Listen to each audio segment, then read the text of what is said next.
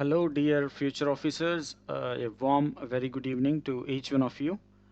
So, this video focuses on the most important concept oriented questions on general science for 2025 APPSC examinations related to forest services to be conducted on 7th of September 2025. So, I'll be doing actually 150 important and concept oriented questions on general science.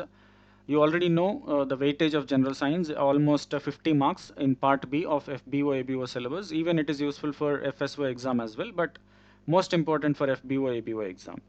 So మీకు already general science importance తెలిసి ఉండడం వల్ల ఈ వీడియోస్ని ప్రాపర్గా utilise చేసుకోండి.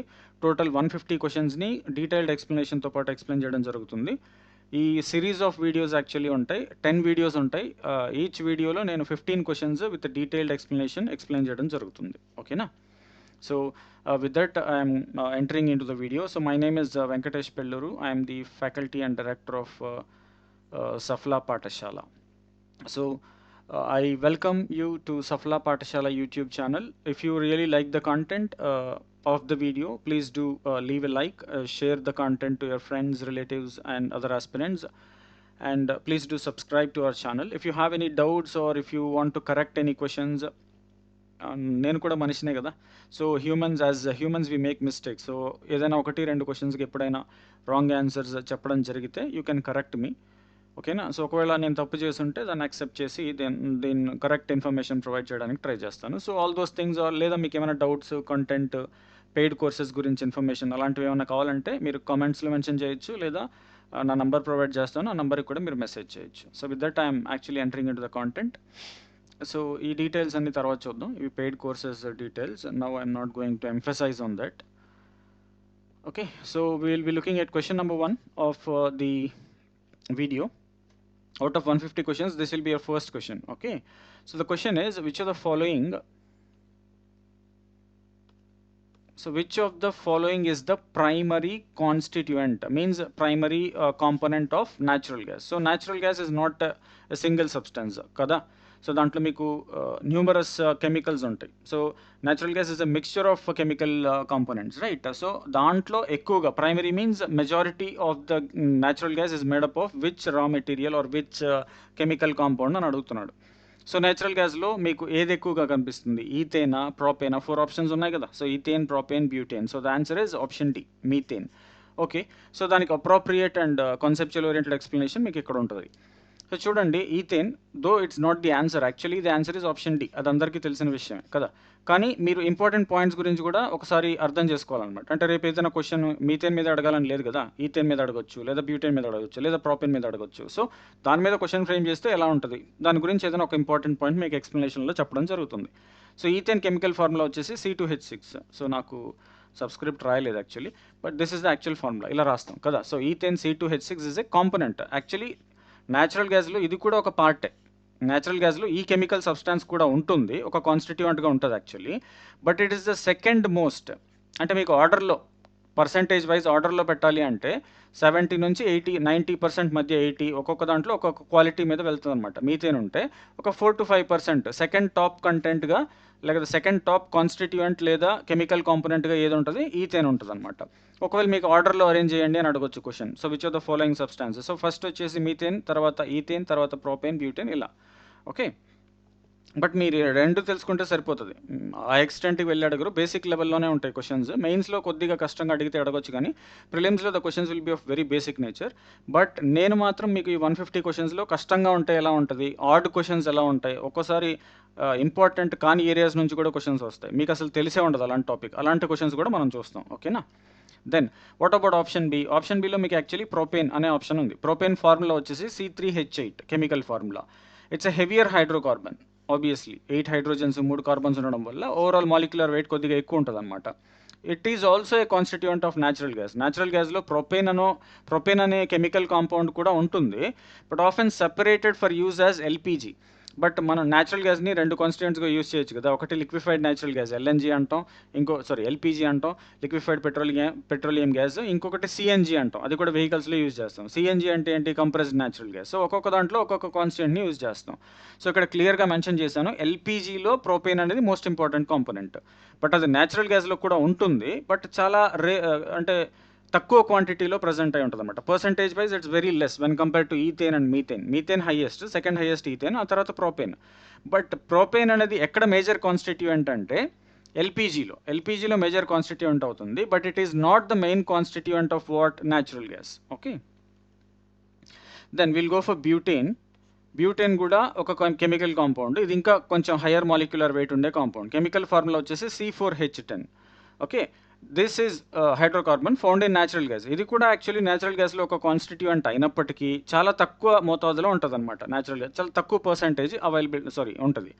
So it's a key component of LPG. Again propane, butane ఇవి రెండు కూడా మనం ఎక్కువగా ఎల్పీజీలో యూజ్ చేస్తాం. But it is not the major constituent of natural gas. So finally we can conclude the answer is methane, which chemical formula is CH4. CH4 is the chemical formula for methane, and it is the primary or most abundant constituent or component or chemical present in natural gas, which makes up to 70 to 90% of natural gas. అంటే మీరు ఒక 100 grams of natural gas తీసుకున్నారనుకోండి, ఆ 100 గ్రామ్స్లో 70 నుంచి 90 గ్రాములు మీకు ఏముంటుంది, మీథేనే ఉంటుంది.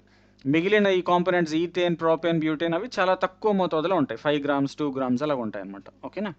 So the answer is methane for the first question. Now we are moving on to question number 2. So question number 2 ఒకసారి చదవండి, చూడండి ఏం అడుగుతున్నాడు. So the demand of the question is natural gas is primarily. ఓకేనా? Primarily అంటే దాంట్లో చాలా రకాలు ఉండొచ్చు, బట్ మోస్ట్ ఇంపార్టెంట్ లేదా ఫస్ట్ ఇంపార్టెంట్ ప్రాసెస్గా ఉండేది ఏంటి అని అడుగుతున్నాడు. So natural gas is primarily form from which of the following process. Actually natural gas కింద ఇచ్చిన 4 పద్ధతుల్లో దేని ద్వారా ఎక్కువగా ఫామ్ అవ్వడం జరుగుతుంది అని అడుగుతున్నాడు. వల్కానిక్ ఎరప్షన్ వల్ల రాక్స్ ఫామ్ అవుతాయి. లావా రాక్స్ అంటాం కదా, గ్రానైట్ అలాంటివి ఫామ్ అవుతాయి. So different types of rocks are formed owing to volcanic eruption. అంటే లావా బయటకు వస్తుంది కదా, లావా ఎప్పుడైతే మీకు వల్కానో ఎరప్ట్ అవుతుందో దాని నుంచి చాలా హై టెంపరేచర్ ఉన్నటువంటి లావా ఫ్లో అవుతూ ఉంటుంది. అది ఫ్లో అయ్యి ఎక్కడో చోట ఆగాలి కదా, ఎక్కడ ఆగిపోతుందో అక్కడ మౌంటైన్స్ కానీ రాక్స్ కానీ ఫామ్ అవుతాయి. అంతేగాని న్యాచురల్ గ్యాస్ అనేది ఫామ్ అవ్వదు. కొన్ని గ్యాసెస్ రిలీజ్ అవుతాయి, బట్ అది న్యాచురల్ గ్యాస్ కాంపోనెంట్స్ అయి ఉండొచ్చు, కానీ న్యాచురల్ గ్యాస్ డైరెక్ట్గా ఫామ్ అయ్యే అవకాశం అక్కడ ఉండదు. ఓకేనా? సో ఆన్సర్ ఆప్షన్ ఏ రాదు.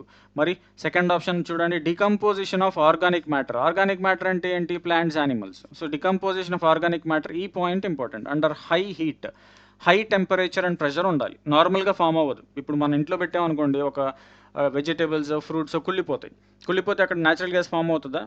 లేదు కదా. But natural gas actually form అయ్యి అది మీకు అబండెంట్ క్వాంటిటీస్లో మీకు ఉపయోగపడే విధంగా దొరకాలి అంటే చాలా హై టెంపరేచర్ అండ్ హై ప్రెషర్లో ఈ ఆర్గానిక్ మ్యాటర్ డీకంపోజిషన్ అనేది జరగాలి. ఆర్గానిక్ మ్యాటర్ అంటే ఏంటి? Plants, animals.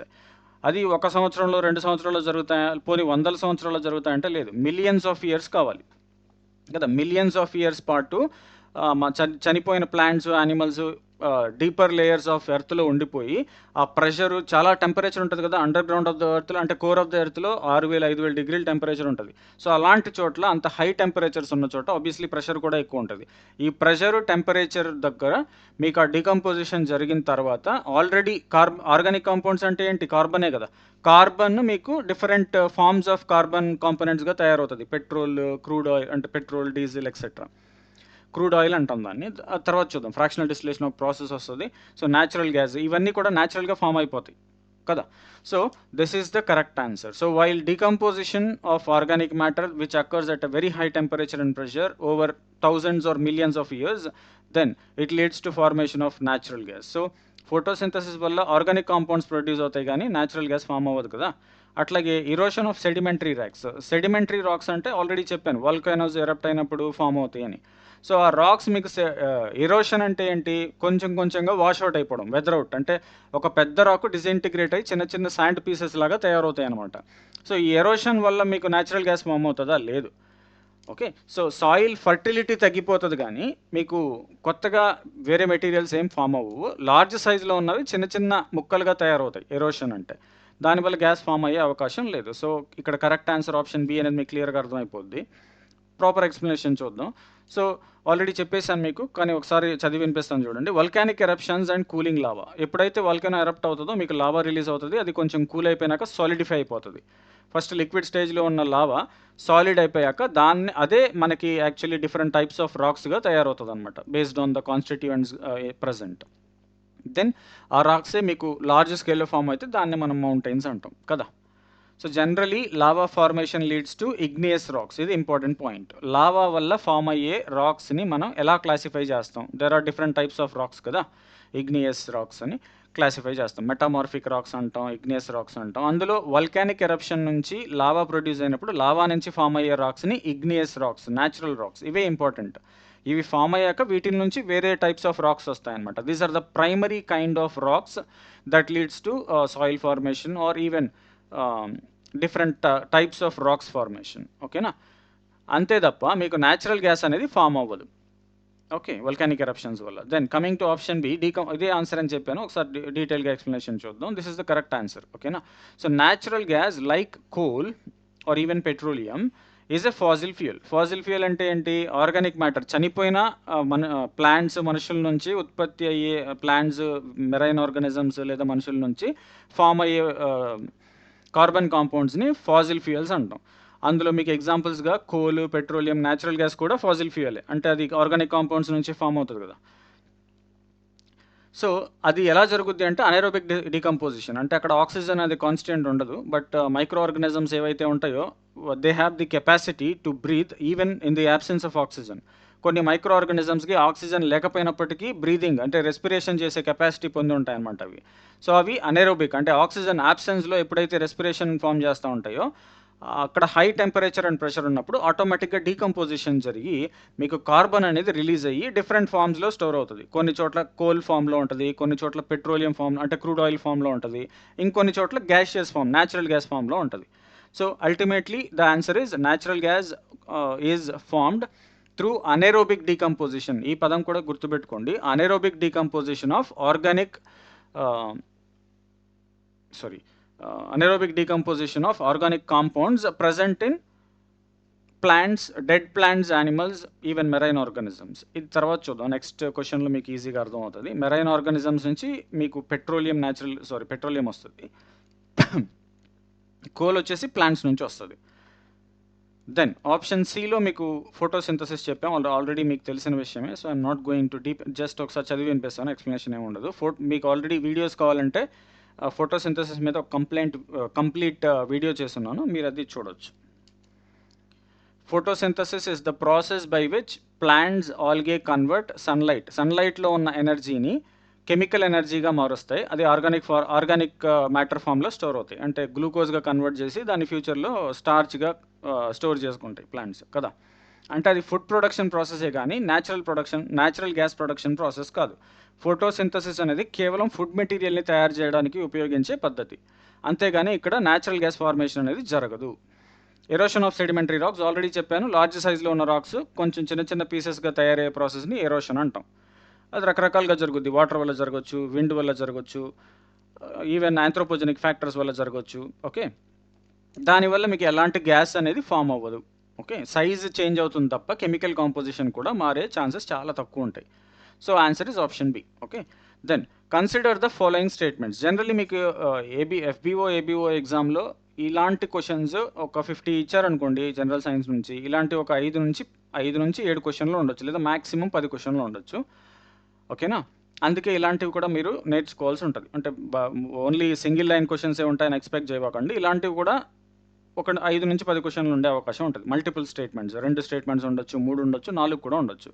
ఇక్కడ మనం 4 స్టేట్మెంట్స్ ఇచ్చాం. ఇక్కడ మీరు ఎగ్జామ్ హాల్లో ఆన్సర్ చేసేటప్పుడు చాలా కేర్ఫుల్గా ఉండాలి. వాడు కరెక్ట్ అడిగాడా లేదా ఇన్కరెక్ట్ అడిగాడా, అంటే ట్రూ స్టేట్మెంట్స్ అడుగుతున్నాడా లేదా ఫాల్స్ స్టేట్మెంట్స్ అడుగుతున్నాడా చూసి ఆన్సర్ చేయాలి. మీకు క్వశ్చన్కి ఆన్సర్ తెలిసి ఉండొచ్చు, బట్ మీరు ప్రాపర్గా చదవకుండా వాడు ఇన్కరెక్ట్ అడిగితే మీరు కరెక్ట్ ఉన్న ఆప్షన్ పెట్టేశారనుకోండి, మీకు తెలిసిన క్వశ్చన్ కూడా రాంగ్ అయ్యే అవకాశం ఉంటుంది.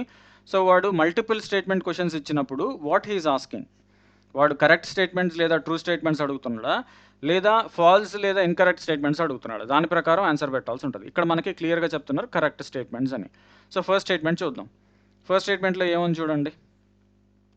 ఫస్ట్ స్టేట్మెంట్ చెప్తా ఉంది మీథేన్ ఆల్రెడీ చూసాం మనం, major constituent of natural gas అని, the main component of natural gas, అదే ఇచ్చాడు statement. Is a potent greenhouse gas అన్నాడు. గ్రీన్ హౌస్ గ్యాస్ అంటే ఏంటి?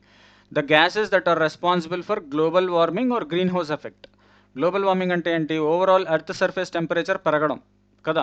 ఇంతకుముందు 40 డిగ్రీలు మాక్సిమం టెంపరేచర్ వచ్చేది సమ్మర్లో, ఇప్పుడు 47, 48 కూడా వస్తున్నాయి కొన్ని ప్లేసెస్లో కదా. సో ఇలా కాన్స్టెంట్గా టెంపరేచర్ రేంజ్ అనేది పెరగడం, లేదా టెంపరేచర్ రికార్డ్ అయ్యే టెంపరేచర్ వాల్యూస్ అనేది కంటిన్యూస్గా పెరుగుతూ ఉండడం గ్లోబల్ వార్మింగ్ అంటాం. ఆ గ్లోబల్ వార్మింగ్కి కారణం గ్రీన్ హౌస్ ఎఫెక్ట్. దాని డీటెయిల్స్కి వెళ్ళాను నేను, బట్ ఆ గ్రీన్ హౌస్ ఎఫెక్ట్ కారణం కొన్ని గ్యాసెస్ ఉంటాయన్నమాట. Water vapour, carbon dioxide, methane etcetera. So ఇక్కడ వాడు ఇచ్చిన స్టేట్మెంట్ కూడా అదే. మీథేన్ అనే కాంపోనెంట్ మేజర్ కాంపోనెంట్ న్యాచురల్ గ్యాస్లో, కానీ అది గ్రీన్ హౌస్ ఎఫెక్ట్కి కారణం అవుతుంది, లేదా గ్లోబల్ వార్మింగ్కి ఒక రీజన్ అవుతుంది అన్నాడు. కరెక్టే, perfect. Methane, carbon dioxide, these are the 2 major gases that are responsible for global warming. ఓకేనా. First carbon dioxide, second methane. So methane చాలా ఇంపార్టెంట్ గ్యాస్. దానివల్ల టెంపరేచర్ అనేది చాలా రైజ్ అవుతూ ఉంటుంది అనమాట. Okay, now we are moving on to point number 2. Statement number 2లో ఏమడుగుతున్నాడు చూడండి. Natural gas is considered as the cleanest burning fossil fuel. Fossil fuel కరెక్టే కదా, బికాజ్ అది చనిపోయిన ఆర్గానిజమ్స్, ఫాజిల్స్ అంటాం కదా, ఫాజిల్స్ నుంచి ఫామ్ అవుతుంది అనెరోబిక్ డీకంపోజిషన్ వల్ల, ఆల్రెడీ మనం చూసాం. బట్ ఇది క్లీనెస్ట్ బర్నింగ్ ఫాజిల్ ఫ్యూయల్ అంటే, generally fossil fuels are considered dangerous because వాటి నుంచి హార్మ్ఫుల్ కెమికల్స్ రిలీజ్ అవుతూ ఉంటాయి. దానివల్ల ఇప్పుడే చూసాం కదా మీథేన్ వల్ల గ్లోబల్ వార్మింగ్ అవుతుందని. అలాంటప్పుడు మనకు అది క్లీనెస్ట్ ఫ్యూయల్ అని చెప్పగలమా? చెప్పలేం. కానీ ఇక్కడ వాడు ఏం అడుగుతున్నాడు చూడండి. Natural gas is considered cleanest burning fossil fuel compared to, అంటే compared to what? Coal and petroleum. Coal మళ్ళీ పెట్రోలియంకి కంపేర్ చేసినప్పుడు వాటికంటే కొంచెం తక్కువ పొల్యూషన్కి కారణం అవుతుంది న్యాచురల్ గ్యాస్ అంటున్నాడు. కరెక్టే. మీకున్న పొల్యూటింగ్ ఫ్యూయల్స్లో మీకు coal highest polluting, petroleum, diesel కూడా పొల్యూషన్ కారణం అవుతాయి. కానీ వాటన్నిటికంటే కూడా చాలా తక్కువ మోతాదులో మీకు పొల్యూషన్కి కారణమయ్యే ఫాజిల్ ఫ్యూయల్ ఏంటి అంటే న్యాచురల్ గ్యాస్. సో కోల్, పెట్రోలియంకి కంపేర్ చేసినప్పుడు ఇది కొద్దిగా క్లీన్ ఫ్యూయల్ అని కన్సిడర్ చేయొచ్చు. It is not the cleanest fuel, but it is clean fuel when compared to coal and petroleum. ఆ కంపారిజన్ లేకుండా just natural gas is the cleanest fuel అంటే అది రాంగ్ అయిపోతుంది. కానీ ఎప్పుడైతే కంపారిజన్ ఇచ్చాడో ఇది కరెక్టే. కోల్ కంటే ఇది బెటర్, అంటే కొంచెం తక్కువ పొల్యూషన్ వస్తుంది దీనివల్ల. దెన్ సిఎన్జి అంటున్నాడు. ఆల్రెడీ చెప్పాను కదా full form, compressed natural gas. LPG అంటే లిక్విఫైడ్ పెట్రోలియం గ్యాస్. సో ఇప్పుడు compressed natural gas is lighter than air అంటున్నాడు. అవునా కాదా? ఆబ్వియస్లీ లైటర్ దాన్ ఎయిర్, చాలా తక్కువ వెయిట్ ఉంటుంది ఇది న్యాచురల్ సిఎన్జి అనేది. So which AIDS in it's dispersion in case of leak. ఇది కూడా కరెక్టే. ఎప్పుడైతే మీకు ఒకవేళ ఏదైనా ఇంజిన్ కొంచెం హోల్ పడి లీక్ అయిందనుకోండి, అది ఆటోమేటిక్గా చాలా ఈజీగా ఎస్కేప్ అయిపోతుంది. ఎందుకంటే దాని డెన్సిటీ తక్కువ ఉండడం వల్ల ఎయిర్లో ఈజీగా కలిసిపోయి దాని నుంచి జరిగే ప్రమాదాలు చాలా తక్కువ ఉంటాయి compressed natural gas. So answer is very much right. Then fourth statement చూడండి. India is among the top 10 global producers of natural gas. So natural gas ప్రొడక్షన్లో world wise top 10 countries arrange చేస్తే దాంట్లో మనం ఉంటామా? ఇండియా ఉంటుందా అంటే వాడు ఉంటుంది అంటున్నాడు, ఉంది అంటున్నాడు, which is actually wrong. So India is not among top 10. India is actually at 29th position in terms of natural gas production. Natural gas production అంటే క్వాంటిటీ వైజ్ మనం చూసినప్పుడు ప్రపంచ దేశాల్లో మన స్థానం ఏంటి అంటే 29వ స్థానం, అంతేగాని టాప్ 10లో మనం లేం. కాబట్టి స్టేట్మెంట్ 4 రాంగ్ అవుతుంది, మిగిలిన 3 కూడా కరెక్టే. సో ఆన్సర్ ఏమవుతుంది? Option A, 1, 2, 3 all of them are correct. So చూద్దాం ఎలా కరెక్ట్ ఏంటి అని. స్టేట్మెంట్ 1 కరెక్ట్ అని చెప్పాను కదా. So methane CH4 formula is indeed powerful green house gas. నేను ఆల్రెడీ చెప్పాను, ఇది చాలా చాలా important green house gas after carbon dioxide. దీనికి ఫస్ట్ ప్లేస్ ఇస్తే మనం సెకండ్ ప్లేస్ మీథేన్కే ఇవ్వాలి. అంత ఎఫెక్టివ్ గ్యాస్ అనమాట టెంపరేచర్ని ఇంక్రీజ్ చేయడంలో. So with significantly higher global warming potential. Actually carbon dioxide global warming potential చాలా తక్కువ, అంటే ఎక్కువ కారణం అయ్యేది కార్బన్ డైఆక్సైడ్ అయినప్పటికీ దాని పొటెన్షియల్ చాలా తక్కువ. జస్ట్ అవర్స్లో అది ఎవాపరేట్ అయిపోతుంది, లేదా వేరే ఫామ్కి వెళ్ళిపోతుంది. కానీ మీథేన్ మీకు 15 సంవత్సరాల పాటు ఉంటుంది అట్మాస్ఫియర్లో ఒకసారి ఫామ్ అయితే. అంటే 15 సంవత్సరాల పాటు మీకు హీట్ ఎక్కువ అవడానికి అది కారణం అవుతుంది అనమాట, ఇది మీథేన్. సో అందుకే it has higher global warming potential than carbon dioxide. Carbon dioxide కంటే కూడా డేంజరస్ ఇది, ఎందుకంటే ఎక్కువ కాలం మీకు గాలిలో ఉండిపోతుంది కాబట్టి. It has more potential to cause increase in temperature, ఓకేనా, for a shorter period. So leaks from a natural gas. So leaks from a natural gas infrastructure contribute to greenhouse gas emissions. Okay, అది పక్కన పెట్టేద్దాం. అంటే suppose natural gas ఎక్కడైనా leak అయింది అనుకోండి production చేసేటప్పుడు, దాంతో పాటు ఏమవుతుంది? మీథేన్ కూడా లీక్ అవుతుంది కదా. మీథేన్ లీక్ అయితే ఆటోమేటిక్గా ఏమవుతుంది? It obviously leads to green house effect. Statement 2 కూడా కరెక్టే. So when burned natural gas producers fewer green house gas emissions. చెప్పాను కదా, when compare to coal, petroleum pollutants release చేస్తుంది న్యాచురల్ గ్యాస్, బట్ కోల్ కంటే petroleum కంటే చాలా తక్కువ ఉంటుంది. అందుకే వాటికి కంపేర్ చేసినప్పుడు ఇది కొంచెం క్లీనర్ ఫ్యూయల్ అని చెప్తాం. దెన్ స్టేట్మెంట్ నెంబర్ 3 కూడా కరెక్టే. దానికి కారణం చెప్పాను. CNG is primarily methane. Compressed natural gas అంటే న్యాచురల్ గ్యాసే కదా! న్యాచురల్ గ్యాస్‌లో ఎక్కువ ఏది ఉంటది? మీథేనే ఉంటది. సో, మీథేన్ చాలా చాలా లైట్.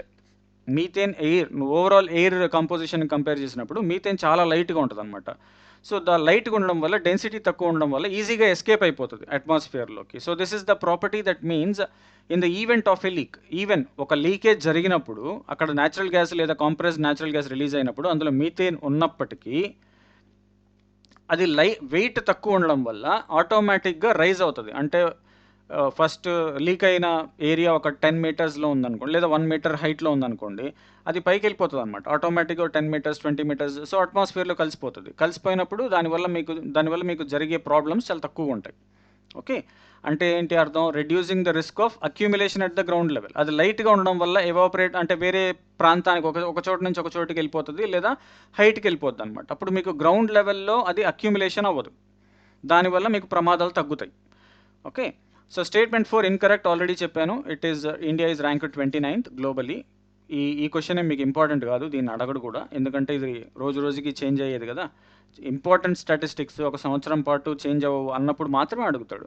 కానీ టాప్ 10లో లేదు అనేది చాలా క్లియర్. కరెంట్‌లీ 29థ్, రేపు 25థ్‌కి రావచ్చు. ఎల్లుండి 30థ్‌కి వెళ్ళొచ్చు. ఒకసారి పెరుగుద్ది, ఒకసారి తగ్గుద్ది. బట్ మనం టాప్ 10లో లేం. ఓకేనా? So, that's the explanation for question number 3. Question number 4 చూద్దాం. ఇది కూడా స్టేట్మెంట్ బేస్డే. బట్ ఇక్కడ ఏం అడిగాను చూడండి. ఇంతకుముందు క్వెషన్‌లో కరెక్ట్ అడిగాం. ఇక్కడ ఇన్‌కరెక్ట్ అడుగుతున్నాం. ఎన్ని ఇన్‌కరెక్ట్ ఉన్నాయి, అవి ఏంటి అనేది question. So, consider the following statements about the production and use of natural gas in India. ఇండియాలో న్యాచురల్ గ్యాస్‌ని ప్రొడక్షన్ చేసే విధానంలో, మళ్ళా దాన్ని యుటిలైజ్ చేసుకునే విధానంలో కొన్ని స్టేట్మెంట్స్ ఇచ్చాము. అందులో ఏం తప్పున్నాయో చూసి చెప్పండి అంటున్నారు కదా! సో, మీకిక్కడ చెప్తున్నాడు రాజస్థాన్. ఫస్ట్ స్టేట్మెంట్‌లో ఏముంది? రాజస్థాన్ ఈస్ ద లార్జెస్ట్ అంటున్నాడు. రాజస్థాన్ టాప్ 1. ఎందులో? Onshore production of natural gas in India. ఇండియాలో ఆన్‌షోర్ అంటే ఏంటమ్మా? ఆన్‌షోర్ అంటే భూమి మీద. అంటే ఆన్ ల్యాండ్ అని అర్థం. ఆఫ్ షోర్ అంటాడు. ఆఫ్ షోర్ అంటే సీ కోస్ట్ అని. నియర్ సీస్ లేదా ఈవెన్ సీ లోపల కూడా మనం ప్రొడ్యూస్ చేస్తాం. సో, సీకి సంబంధించిన ఏరియాలో చేస్తే ఆఫ్ షోర్ అంటాం. అదే కంప్లీట్‌లీ భూమి మీద చేస్తే దాన్ని ఆన్ షోర్ అంటాం. ఈవెన్ రివర్స్‌లో చేసినా కూడా ఆన్ షోరే. సముద్రాల్లో చేస్తే మాత్రమే ఆఫ్ షోర్ అంటాం. ఓకే. సో, రాజస్థాన్‌లో సముద్రం లేదు. అది మనకు తెలిసిన విషయమే. ఆన్ షోర్‌లో అది లార్జెస్టా అంటే అది కాదు.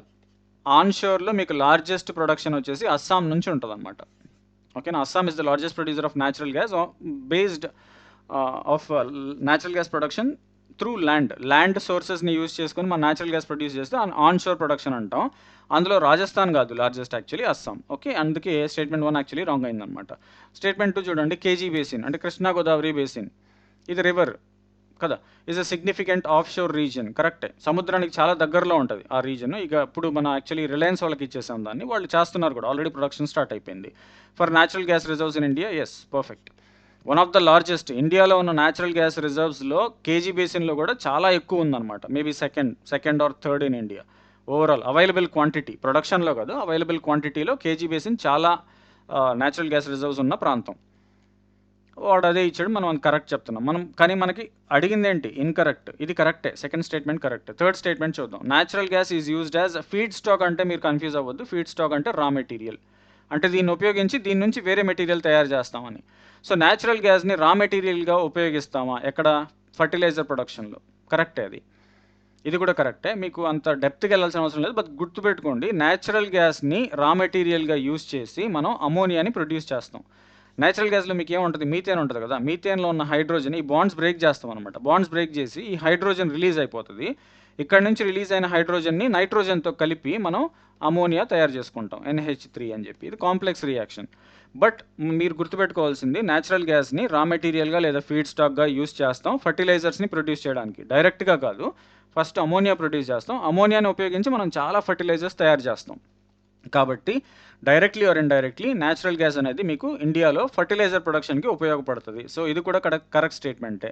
స్టేట్మెంట్ నంబర్ 4 చూద్దాం. ఎల్‌పీజీ ఆల్రెడీ చెప్పాను కదా ఎక్స్‌పాన్షన్ లిక్విఫైడ్ పెట్రోలియం గ్యాస్. ఇందులో మీకు ప్రొపేన్ కంటెంట్ ఎక్కువ ఉంటది. సో, ప్రొపేన్, బ్యూటేన్ ఎక్కువగా ఉంటాయి. So, is same as piped natural gas అంటున్నాడు. అంటే ఎల్‌పీజీ, పీఎన్‌జీ 2 ఒకటేనా అని అడుగుతున్నాడు. ఎల్పీజీ, పీఎన్జీ 2 ఒకటేనా అంటే కాదు. మేజర్ డిఫరెన్స్ ఉంది. ఇది లిక్విడ్ స్టేట్‌లో ఉంటది. ఇది గ్యాషియస్ ఫామ్‌లో ఉంటది. ఉపయోగించే విధానం కూడా వేరే. సో, అంటే ఈ స్టేట్మెంట్ కూడా తప్పే. సో, మీకు అవును వాడు ఇన్‌కరెక్ట్ అడిగాడు.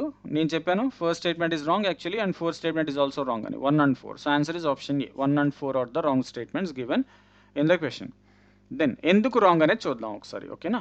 సో, స్టేట్మెంట్ 1 రాంగ్ అని చెప్పాను కదా! సో, వాడు రాజస్థాన్ ఆన్‌షోర్ అన్నాడు. ఆన్‌షోర్‌లో రాజస్థాన్ కాదు Assam. Assam is the largest onshore producer of natural gas in India. Statement 2 correct అని చెప్పాను. సో, కేజీ బేసిన్ చాలా పెద్ద లెవెల్‌లోనే న్యాచురల్ గ్యాస్ రిజర్వ్స్ ఉన్నాయి. ఆంధ్రప్రదేశ్‌లోనే ఉంది. స్టేట్మెంట్ 3 కూడా కరెక్టే. న్యాచురల్ గ్యాస్ ఫర్టిలైజర్ ప్రొడక్షన్‌లో రా మెటీరియల్‌గా ఉపయోగపడుతది. న్యాచురల్ గ్యాస్ నుంచి ఏం ప్రొడ్యూస్ చేస్తామంటే అమోనియా. అమోనియా నుంచి వేరే వేరే ఫర్టిలైజర్స్ ప్రొడ్యూస్ చేయడం జరుగుతుంది. So, directly or indirectly natural gas ఒక ఫీడ్ స్టాక్ లేదా రా మెటీరియల్ అవుతది. దెన్ స్టేట్మెంట్ 4 ఇన్‌కరెక్ట్ అని చెప్పాను. వై? బికాజ్ ఎల్‌పీజీ, పీఎన్జీ 2 ఒకటి కాదు. పీఎన్జీ అంటే పైప్డ్ న్యాచురల్ గ్యాస్. ఎల్‌పీజీ అంటే liquefied petroleum gas. So, liquefied petroleum gas is primarily A mixture of a propane and butane. ఇందులో chemical composition వచ్చేసి propane, butane major components అనమాట. ఇందులో ఎల్‌పీజీలో. అదొకటే కాదు డిఫరెన్స్. ఇంకోటి మేజర్ డిఫరెన్స్ ఏంటి అంటే దీన్ని నార్మల్‌గా లిక్విడ్ లాగా స్టోర్ చేసుకుంటాం. ఓకే. లిక్విడ్ లాగా స్టోర్ చేస్తాం అండర్ మోడరేట్ ప్రెషర్. కొంచెం ప్రెషర్‌లో లిక్విడ్ ఫామ్‌లో స్టోర్ చేస్తాం. ఎల్‌పీజీ అంటే ఏంటి? మనం ఇంట్లో గ్యాస్ సిలిండర్ యూజ్ చేస్తాం కదా! అది.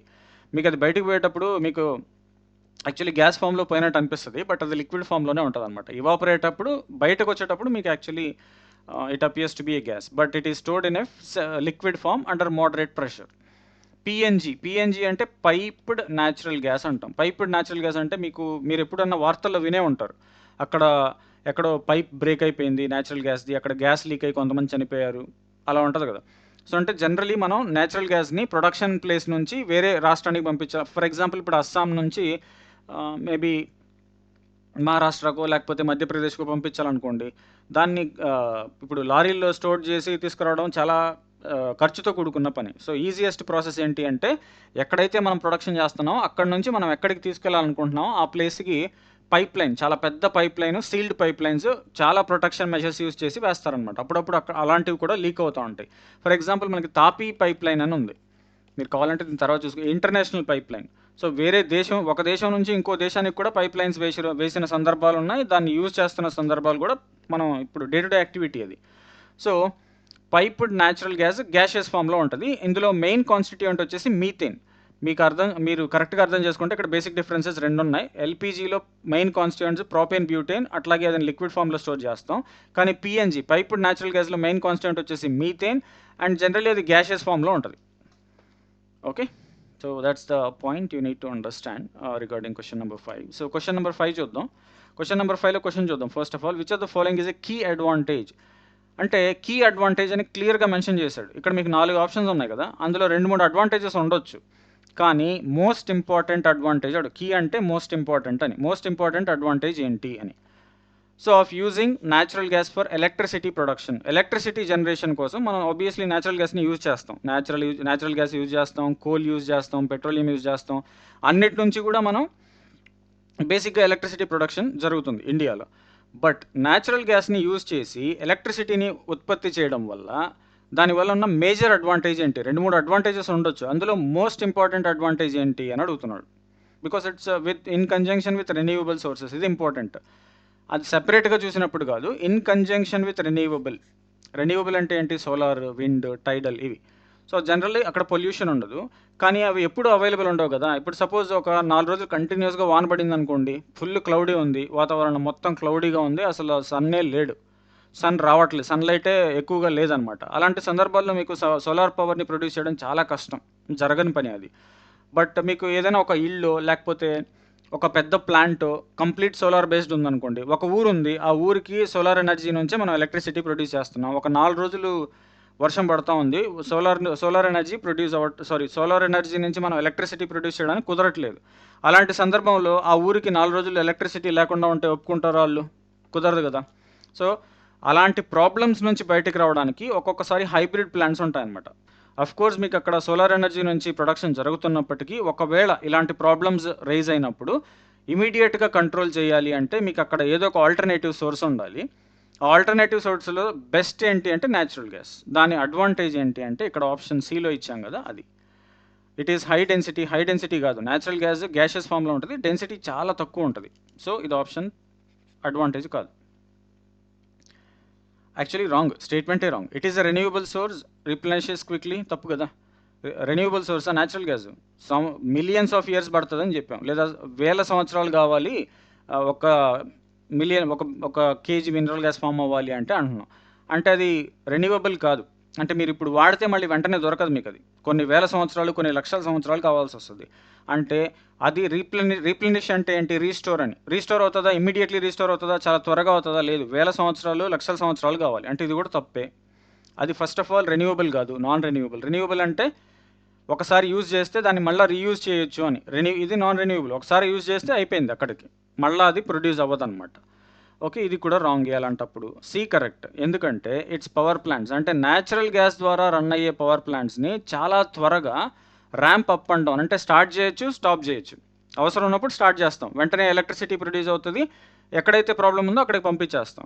ఒకవేళ వెంటనే రెయిన్ తగ్గిపోయింది, 5వ రోజు రెయిన్ కంప్లీట్లీ తగ్గిపోయింది, క్లౌడ్ లేదు, సన్లైట్ నీట్గా ఉంది. సో అంటే ఏంటి, మనం సన్లైట్ని ఉపయోగించి ఎలక్ట్రిసిటీ ప్రొడ్యూస్ చేసి ఆ ఊరికి ఎలక్ట్రిసిటీ సప్లై చేయొచ్చు. సో ఎప్పుడైతే మనకి ప్రాబ్లం లేదు, ఆటోమేటిక్గా మనం ఏం చేస్తాం, ఆ న్యాచురల్ గ్యాస్ని వాడమన్నమాట, ఆపేస్తాం. Natural gas is a rare commodity, అంటే ఒకసారి వాడితే మళ్ళీ దాన్ని ఉపయోగించడానికి కుదరదు. కానీ సన్లైట్ ఎంత వాడినా మనకి మళ్ళీ వస్తూనే ఉంటుంది కదా, దాన్ని రెన్యూవబుల్ అంటాం. న్యాచురల్ గ్యాస్ ఒకసారి వాడితే అక్కడికి అయిపోయినట్టే. అంటే కొత్తగా వేరే, అంటే నెక్స్ట్ 1 kg వాడామనుకోండి, సెకండ్ కేజీ మనం యూజ్ చేయాల్సి వస్తుంది, ఇది న్యాచురల్ గ్యాస్. సెకండ్ కేజీ కూడా యూజ్ చేసామనుకోండి, 3rd kg, అంటే మళ్ళీ సెకండ్ కేజీ మళ్ళీ వేరే ఫామ్లో మన దగ్గరికి వాపస్ రిటర్న్ రాదనమాట. సో అందుకే మనం ఏమంటాం అంటే, ఎప్పుడైతే ఈ renewable sources of energy like wind లేదా సోలార్, వీటి వల్ల ఎప్పుడు కంటిన్యూస్గా ఉండవు, అవైలబిలిటీలో ఉండవు. అవైలబుల్ లేనప్పుడు మనం ఈ న్యాచురల్ గ్యాస్ ప్లాంట్ని ఇమీడియట్గా స్టార్ట్ చేసి అవసరం లేనప్పుడు ఇమీడియట్గా ఆఫ్ చేయొచ్చు అనమాట. అదే మీకు కోల్ లేదా పెట్రోలియం నుంచి ప్రొడ్యూస్ చేసేటప్పుడు ఎలక్ట్రిసిటీ అంత ఈజీగా ఆన్ ఆఫ్ ఉండదు. ఇదైతే వెంటనే ఆన్ చేయొచ్చు, ఆఫ్ చేయొచ్చు. కానీ కోల్ నుంచి కానీ పెట్రోలియం నుంచి కానీ ఎలక్ట్రిసిటీ ప్రొడ్యూస్ చేసేటప్పుడు అది సాధ్యపడదు. అందుకే మీకు ఇన్ కంజంక్షన్, అంటే మీకు సపోజ్ సోలార్ ప్లాంట్ ఉందనుకోండి, దాంతోపాటు ఎప్పుడు న్యాచురల్ గ్యాస్ కూడా అలైన్ అయి ఉంటుంది అనమాట. అంటే ఇక్కడ ప్రాబ్లం వచ్చినప్పుడు దీన్ని వాడతారు, ఎప్పుడైతే ఇది కరెక్ట్గా ఉంటుందో దీన్ని ఆపేస్తారు. అంటే కంటిన్యూస్ ఎలక్ట్రిసిటీ సప్లై ఉండడానికి రెన్యూవబుల్ సోర్సెస్తో పాటు మీకు maximum and majority of the times natural గ్యాస్ని యూజ్ చేస్తారు. It is a zero greenhouse gas emissions, అంటే చాలా అసలు పొల్యూషనే రాదా అంటున్నాడు దీని గురించి. అది కూడా తప్పే, పొల్యూషన్ ఉంటుంది కానీ చాలా తక్కువ మొత్తంలో ఉంటుంది when compare to coal and petrol. Okay, so the answer is option C. So మీకు ఇక్కడ క్లియర్ కట్ ఎక్స్ప్లెనేషన్ ప్రొవైడ్ చేసాం. ఇట్స్ హై డెన్సిటీ, రాంగ్ అది actually, because it's not of high density, చాలా తక్కువ డెన్సిటీ ఉంటుంది. మీకు ఆల్రెడీ చెప్పాను, liquefied natural gas LNG లేదా CNG, compressed natural gas is compact, చాలా తక్కువ స్పేస్లో ఆక్యుపై అవుతుంది. తక్కువ స్పేస్లో ఒక గ్యాస్ మీకు ఉండడానికి అవుతా ఉందంటే దాని డెన్సిటీ చాలా తక్కువ ఉందని. అలాంటప్పుడే మీకు చిన్న ఇంజిన్లో 10 kg గ్యాస్ పడుతుంది. ఇప్పుడు కారు ఉన్నాయి కదా, సిఎన్జీ కార్స్, సిఎన్జీ బస్సెస్ ఉన్నాయి, ఆ ఇంజిన్ ఇంతే ఉంటుంది, అంటే స్టోరేజ్ ట్యాంక్ ఇంతే ఉంటుంది. ఆ ట్యాంక్లో మీకు 10 kg 20 kg గ్యాస్ పడుతుంది.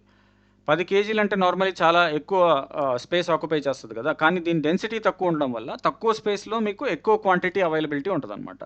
దెన్ ఇట్స్ అ రెన్యూవబుల్, అది రెన్యూవబుల్ కాదు actually.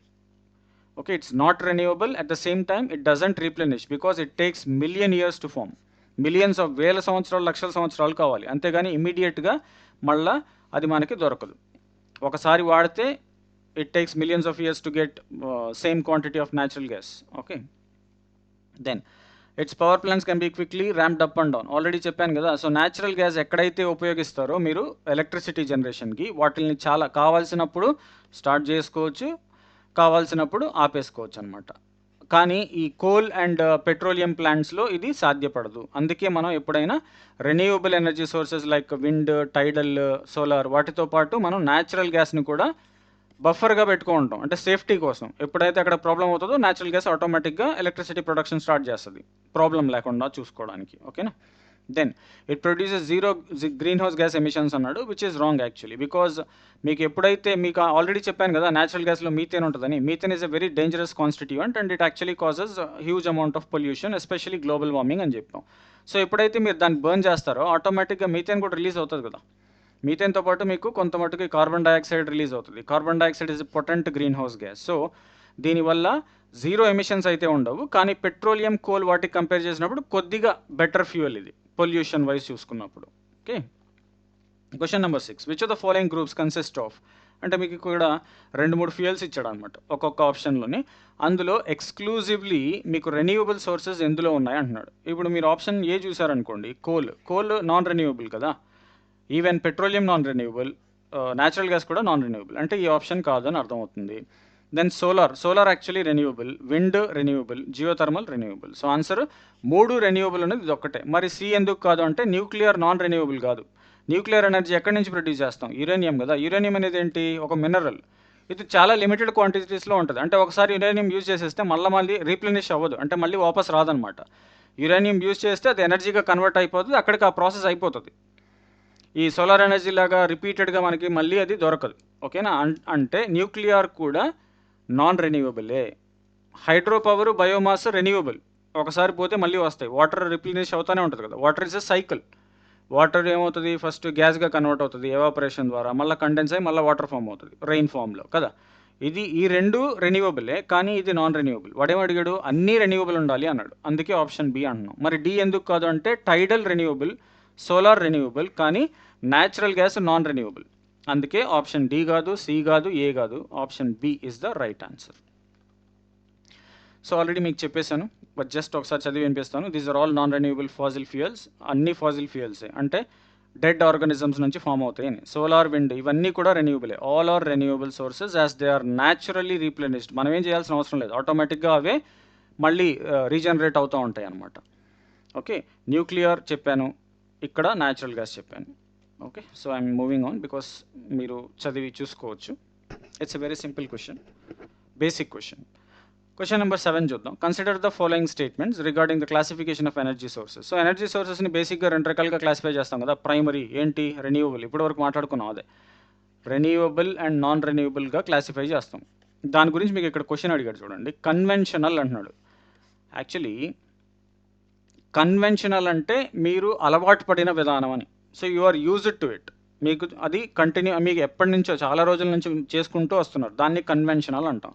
So conventional energy sources అంటే మన దేశంలో మీరు చూస్తే ఆల్మోస్ట్ 70 years ఆఫ్ ఇండిపెండెన్స్ ఉన్న మన దేశంలో మనం మ్యాక్సిమం ఎనర్జీ ప్రొడక్షన్ లేదా ఎలక్ట్రిసిటీ ప్రొడక్షన్ కోల్ నుంచి, పెట్రోల్ నుంచి, వీటి నుంచే చేస్తాం. మ్యాక్సిమం కోల్ నుంచే చేస్తాం కదా. సో కోల్ వాటిల్ని కన్వెన్షనల్ అంటాం. ఓకే, రెగ్యులర్గా యూజ్ చేసే మెథడ్స్ని కన్వెన్షనల్ అంటాం. రెగ్యులర్గా యూజ్ చేయని వాటిని అయితే నాన్ కన్వెన్షనల్ అంటాం.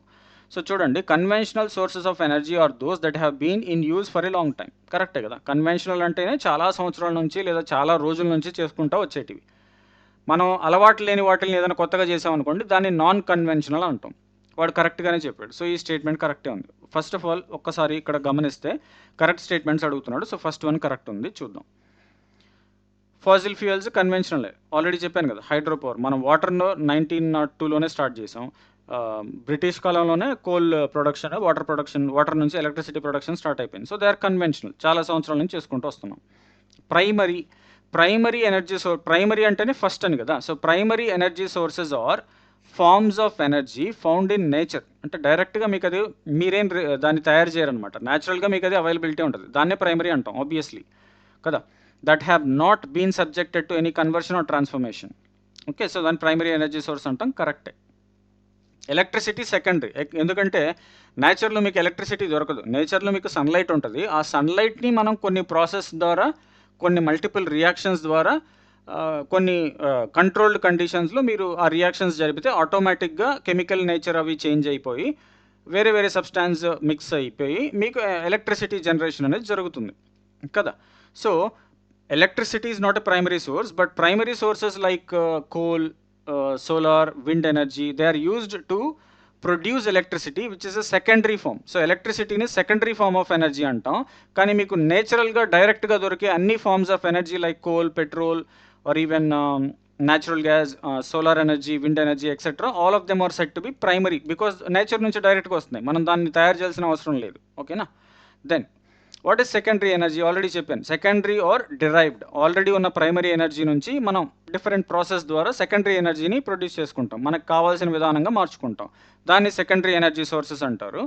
They are nothing but transformation of primary energy simply like electricity, okay, generated from coal, petrol etcetera. So 3 కూడా కరెక్టే, 3 స్టేట్మెంట్స్ కరెక్ట్గానే ఇచ్చేసారు. సో ఆన్సర్ ఏంటిది అవుతుంది? So 1, 2 and 3, all 3 statements given are true or correct.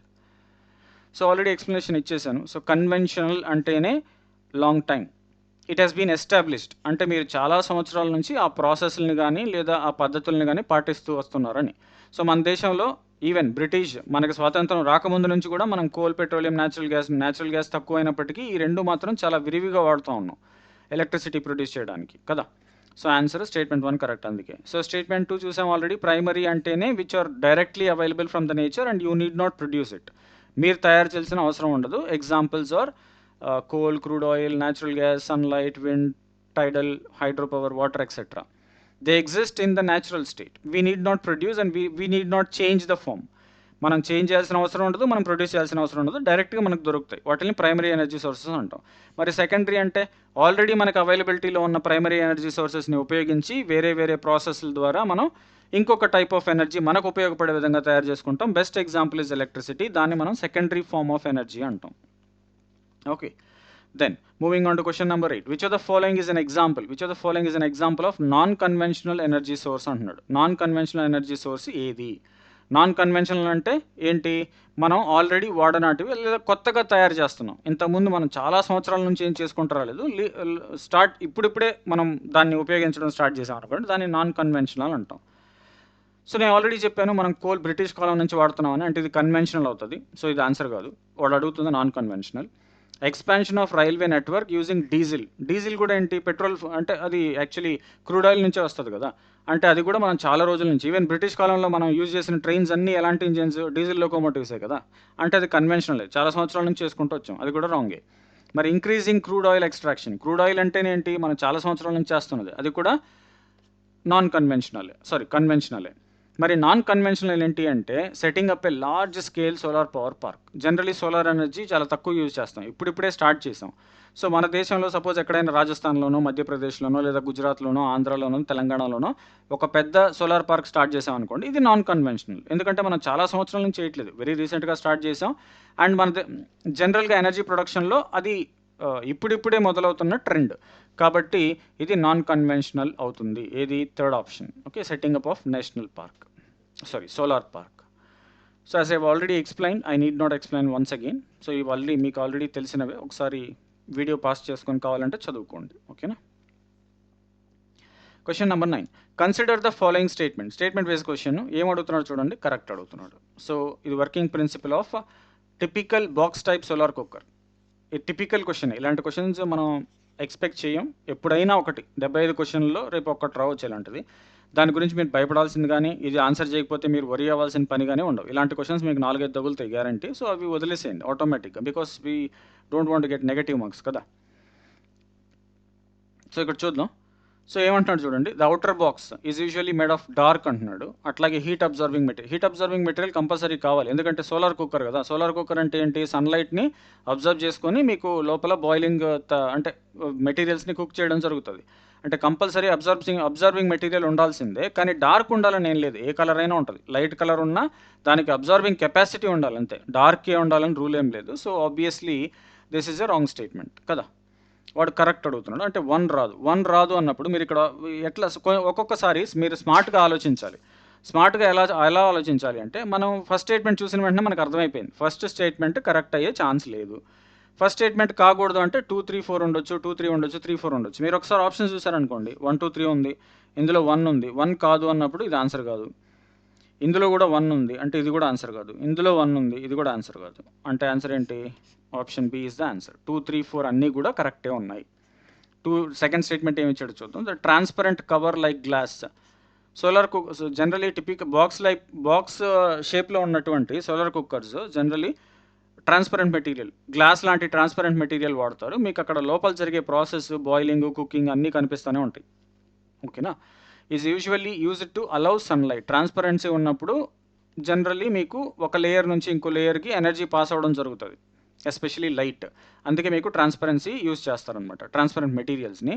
And it is trapped inside. ఎప్పుడైతే మీకు energy inside enter అవుతుందో దాన్ని బయటకు వదలకుండా ఆ ట్రాప్ చేస్తారనమాట. ఎనర్జీని ట్రాప్ చేసి ఆ ఎనర్జీని యూజ్ చేసి మీకు ఆ కుకింగ్ ప్రాసెస్ అనేది జరుగుతుంది. Okay, creating a green house effect. మీకు గ్రీన్ హౌస్ ఎఫెక్ట్ తెలిస్తే చాలా ఈజీగా దాన్ని అర్థం చేసుకోవచ్చు. Then reflectors often use to concentrate more sunlight on to the cooking pot. Reflectors అంటే కొన్ని మెటీరియల్స్కి ఒక ప్రాపర్టీ ఉంటుంది ఏంటంటే ఆ సన్లైట్ని కంటిన్యూస్గా ఎప్పుడు రిఫ్లెక్ట్ చేస్తూనే ఉంటాయి. అబ్జర్ప్షన్ కంటే కూడా రిఫ్లెక్షన్ ఎక్కువ ఉంటుంది. సో అలాంటి మెటీరియల్స్ మీరు పైన పెట్టారనుకోండి, అది కిందకి లైట్ పంపిస్తుంది అనమాట.